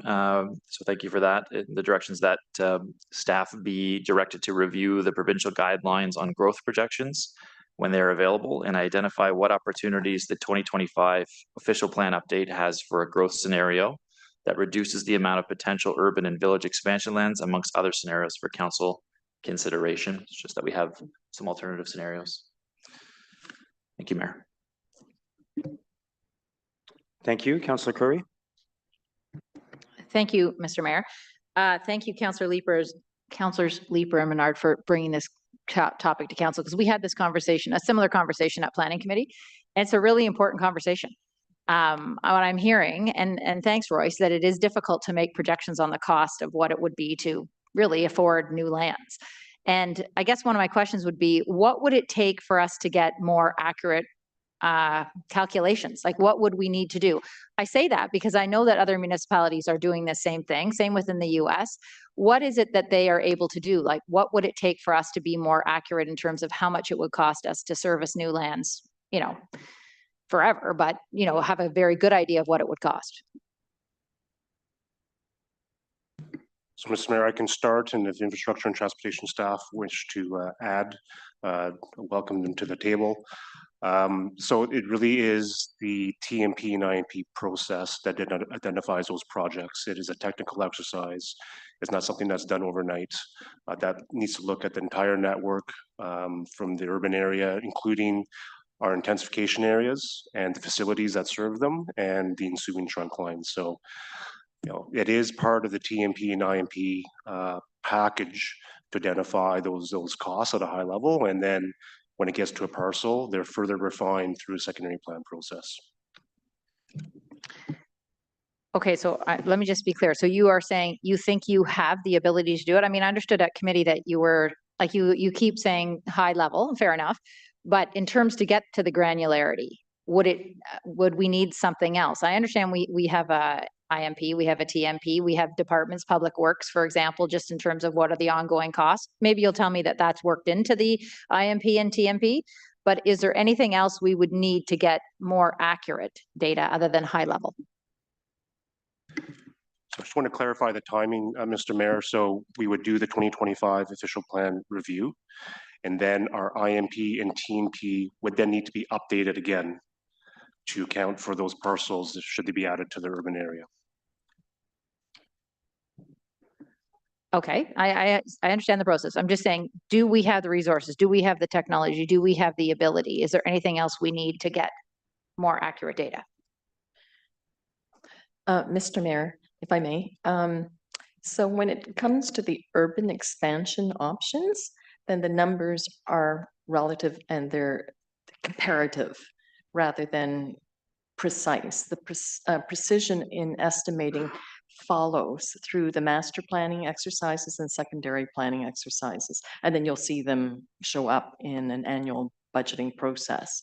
So that's how it's done. We don't spend a lot of time getting into the granular when we're looking at different parcels around the city because it's too much effort and doesn't result in any additional meaningful information for us to make a decision on parcels. Okay, so Mr. Mayor, thank you for that. I think it is a lot of effort, but I think that's why we are often in the situation we're in all municipalities, where we add more lands, we have more housing, and we can't pay for what we have as needs already, the sidewalks, the roads, the rest of it. If we had been doing that granularity from the very start, we wouldn't be in the situation we're in right now, where councillors are constantly complaining about the quality of their roads and sidewalks and everything else. So this is an historical problem, and I can appreciate it's a lot of work, but it's really important work because it just creates a problem for municipalities that is never ending. We can never afford the cities that we have and the needs and the services and everything else. And I'm not just talking about roads. I'm talking about police services, fire, ambulance, community and social services, the costs. When you add more housing, you add more people, they have more needs. There's more, issues for police and fire and everyone else. So this is what I think has been a historical problem, and I don't think we ever really get at it when we decide to add more lands in. The second question I have, Mr. Mayor, that we also talked about at Planning and Housing Committee was, what are the actual tools we have as councillors to see developers build where they've already gotten a planning approval to build? Like the comment at Planning and Housing was where we've made these approvals and builders just sit on those lands and never build anything. What are the actual tools that we have to or could look at to have builders develop where we know we'd like them to increase intensification and density, and they're not?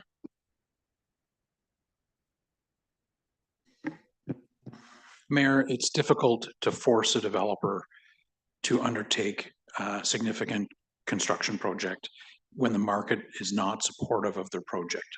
And by that, I mean that the costs don't generate enough of a return for their financiers to support the project and ultimately fund the construction. With respect to tools and what could we do, that's something that staff are happy to look at. There's different types of development projects that we have, and I think at Planning Committee we talked about a number of high-rise buildings that were approved up and down Baseline or Carling, and that limited numbers of those have started construction. There may be some tools for that type of scenario where you're in an urban context or a built-up intensification type of context. There may be others in a greenfield type of scenario where there may be other options where land is not coming on stream quickly enough, because they're two different application processes, being a subdivision versus a site plan. That is something that staff are happy to take back and look for options. I think that was part of the discussion we had at Planning Committee, and we appreciate the challenge of getting things to construction, and housing starts has an impact on us in a variety of different ways. Okay, Mr. Mayor, so would that look like a direction, or you're committing to that, or what would that take? Because the other part of that is where we have apartment buildings that are built and they're not renting out the units, or they're setting the rent at $3,500 a month that nobody would rent, or nobody is renting anyway. And we have that problem in the city as well. So I guess what I'm looking for is, what would it take to get some suggestions in front of councillors? Do you need a direction? Do you need just a commitment to it? What would that look like? Chair, we're happy to work with council. If it's a direction you wish to make, we're happy to respond to that. If it's a discussion you're looking to have, on a one-on-one basis, we're happy to do that in the absence of direction. I think I'd like a direction, but you want that at council or Planning Committee, or? Staff are happy to work with council in any way you choose. Mr. Mayor? It's up to you. I mean, I think it could be a motion at a future planning committee meeting. Okay, I'll work on that. Thank you. Okay. Okay, is the item carried?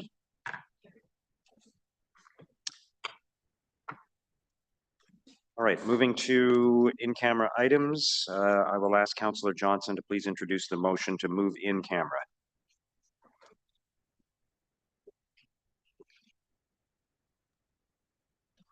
Be it resolved that City Council resolve in camera pursuant to the procedure bylaw 2022-410 subsection 13(1)(e) litigation or potential litigation affecting the city, and subsection 13(1)(f) the receiving of advice that is subject to solicitor-client privilege, including communications necessary for that purpose, in order to receive a confidential legal briefing related to stage 1 LRT outstanding legal matters and update on the implementation of the maintenance settlement agreement, not to be reported out, and be it resolved that council resolve in camera pursuant to the procedure bylaw number 2021-24 subsections 13.1b, personal matters about an identifiable individual, including staff, and 13.1d, labor relations or employee negotiations, in order to receive a briefing from the city manager with respect to the bilingualism policy, an exception for a provision within the senior leadership team reporting out date upon council approval, and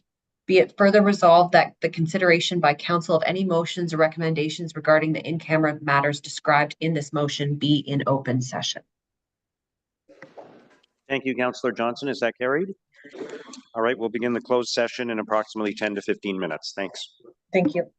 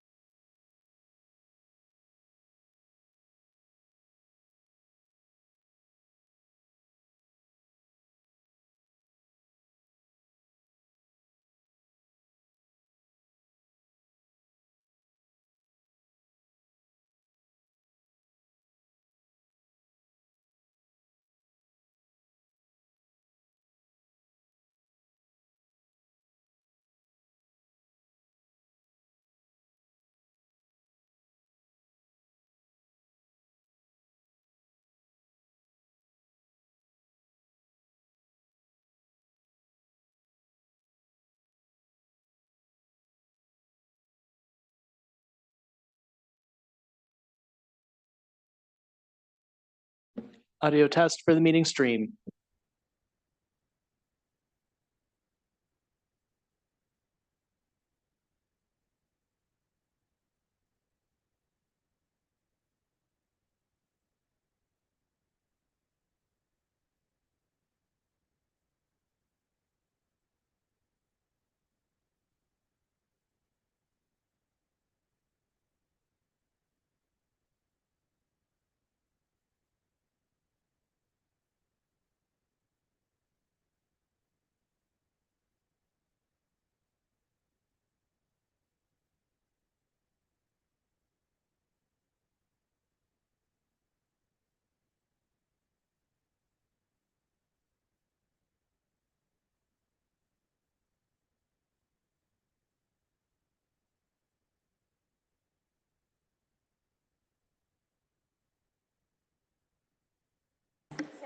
We are starting at in about 1 minute. We'll start in 1 minute. Thanks.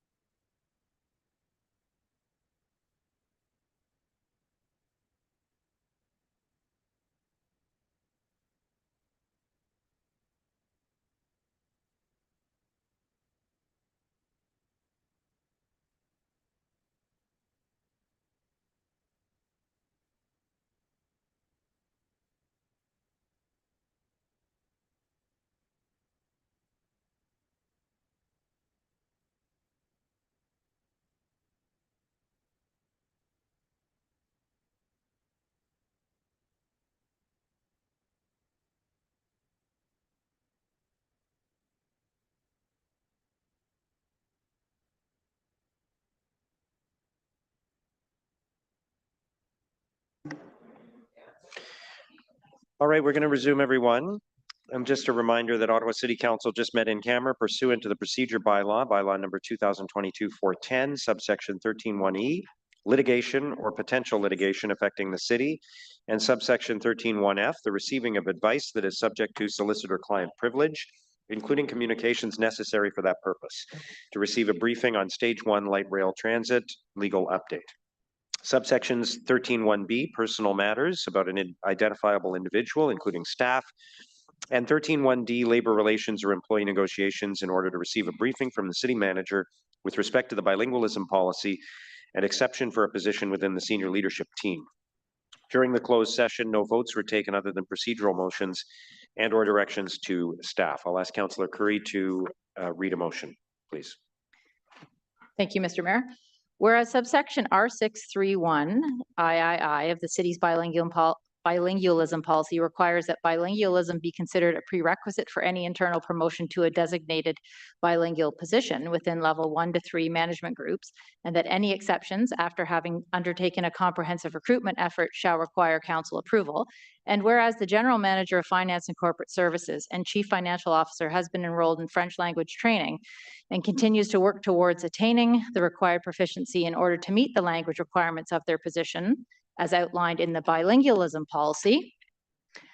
Par conséquent, watch for it, il est résolu que le conseiller approuve une exception à aligner R 631 III de la politique de bilinguisme pour Cyril Rogers, Director General de la Direction Générale des Finances et des Services organisationnels et chef de finances, sous réservé qu'il poursuive une formation linguistique pour s'améliorer en français et que ses compétences soient évaluées dans le cadre de ses examens du rendement périodique.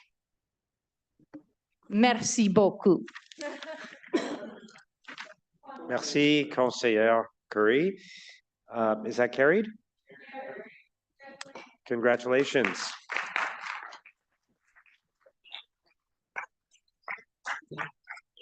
Just in time for the budget. Okay. Item 17, disposition of items approved by committees under delegated authority. Is that received?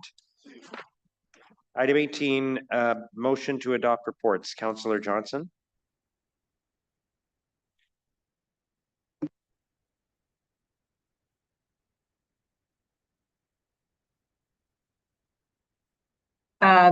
That the Agriculture and Rural Affairs Committee report 17, Joint Report 3, Agriculture and Rural Affairs Committee and Planning Housing Committee, Built Heritage and Committee Report 18, Finance and Corporate Services Report 18, Planning and Housing Committee Report 35, and the report from the City Clerk entitled Summary of Oral and Written Public Submissions for Items Subject to the Planning Act.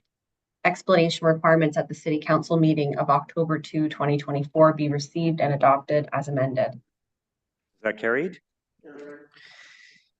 Motions of which notice has previously been given. Conseillère Plante. Oui, j'avais tout lu la semaine passée, alors je vais juste lire la fin aujourd'hui. Therefore, be it resolved that City of Ottawa supports the Ontario Big City Mayors Solve the Crisis campaign as follows. Call on provincial and federal governments to commit to immediate action to solve the crisis that Ontario is facing as the numbers of unhoused individuals and those suffering with mental health challenges and addictions grows significantly. Requests that the province officially make homelessness a health priority. Requests that the province appoint a minister and ministry with the appropriate funding and powers as a single point of contact to address the full spectrum of housing needs, as well as mental health, addictions, and wraparound supports, and requests that the provincial government strike a task force with broad sector representatives, including municipalities, regions, healthcare, first responders, community services, the business community, and the tourism industry to develop a Made in Ontario action plan, and that this task force reviews current programs developed by municipalities, regions, and community partners that have proven successful in our communities to ensure that the solutions can be implemented quickly and effectively to tackle the crisis. And 5, requests that the province provide adequate, sufficient, and sustainable funding to ensure that municipalities have the tools, resources to support individuals suffering with mental health challenges and addictions, including unhoused people and those from vulnerable populations that may be disproportionately impacted. And be it further resolved that Council calls on residents to join the City of Ottawa in appealing to the province and federal governments for support by visiting solvethecrisis.ca and showing their support. Be it further resolved that a copy of this motion be sent to the Honourable Justin Trudeau, the Honourable Sean Fraser, the Honourable Doug Ford, the Honourable Sylvia Jones, the Honourable Paul Calandra, the Honourable Michel Parsa, the Honourable Michel Thibodeau, local MPs, local MPPs, and Ontario's big city mayors. Merci beaucoup. Merci. Is that carried? Motions requiring suspension of the rules of procedure. Councillor Leeper has a motion on the closure of Bayswater Avenue on suspension of the rules. Is that carried? Councillor Leeper. Thank you, colleagues. I'm sorry, can I ask for that to go on the screen? I used my other copy and had to give it back.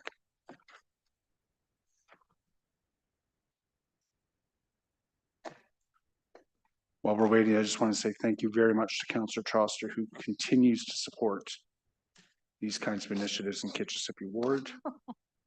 Halloween party. Sorry. So this is for to allow trick-or-treating on Bayswater. Therefore, be it resolved that council approve an amendment to the conditions of residential block party permit to allow for the closure of Bayswater Avenue between Hickory Street and Beach Street beginning at 4 p.m. They shut down the street and they want to do it a little bit early. Is that carried? Thank you, colleagues. Notices of motion. Councillor Hughley. Thank you, Mr. Mayor. And as I read out this motion, I want to thank my colleague, in particular, Councillor David Hill, who helped a lot in building this motion. It's been in the works for a little while now. So I'll read it. It's called the Vulnerable Social Infrastructure Bylaw. Whereas every resident of Ottawa deserves to feel safe within their community and to be free of discrimination on the basis of their religion, race, sexuality, or immutable characteristics. And whereas in 2023, incidents of hate crimes against Muslim, Jewish, LGBT, and other minority groups in Ottawa increased by 19%. And whereas no person should feel intimidated by attending their place of worship, community center, or any other community gathering space. And whereas Ottawa mosques, churches, synagogues, and related institutions provide on-site services for some of our most vulnerable community members, including seniors and children.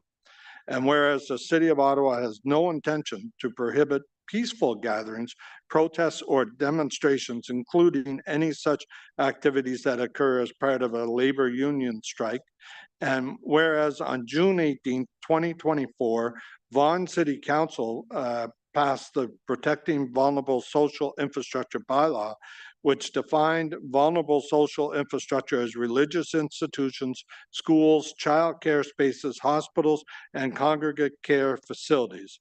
Therefore, be it resolved that City Council direct staff to, 1, consider the feasibility of implementing a vulnerable social infrastructure bylaw similar to Vaughan's, as well as alternate temporary or permanent approaches to address the prevention of harassment and hate speech in connection to special events or demonstrations as part of the ongoing concurrent review of the special events on cities, streets bylaw and the special events on private and public property bylaw, including consulting with the Ottawa Police Service on the operational feasibility as part of the review, and report on the findings as part of the staff report on the review of the special events bylaw in Q1 2025.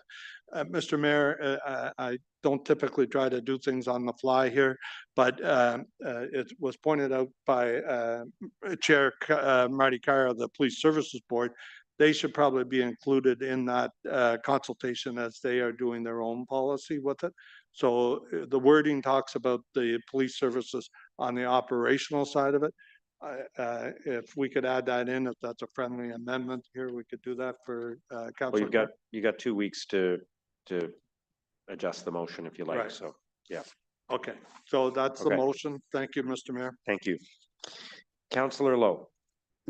Thanks, Mayor. With gratitude to Councillor Brown for the wording.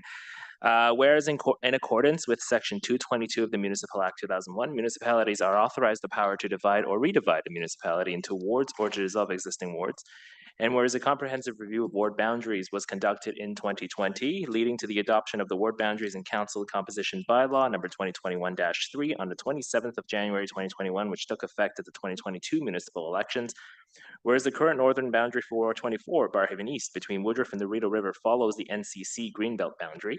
And whereas Fallowfield Road is a vital transportation corridor for Barrhaven residents, and whereas Longfield's Drive between Woodruff Avenue and Bill Leatham Drive is an important access route for Barrhaven East residents, and whereas established principles of ward boundaries include geographic communities of interest and physical boundaries, therefore be resolved the City Council directs staff to bring forward a report to the Finance and Corporate Services Committee no later than Q4 2024 that would change the northern boundary of Ward 24 east of Woodruff Avenue as depicted in documents 1 and 2 in advance of the 2026 municipal elections.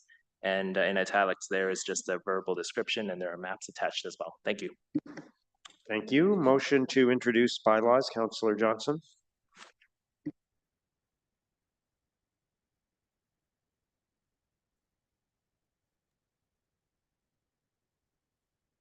That the bylaws listed on the agenda under motion to introduce bylaws, 3 readings be read and passed. Is that carried? Confirmation bylaw, Councillor Johnson. Que le règlement suivant soit lu et adopté, règlement ratifiant les délibérations du Conseil du 16 octobre 2024. Is that carried? Any inquiries? Okay, motion to adjourn, Councillor Johnson. That the proceedings of the City Council meeting of October 16th, 2024 be adjourned. Is that carried? Thank you. Merci. Merci.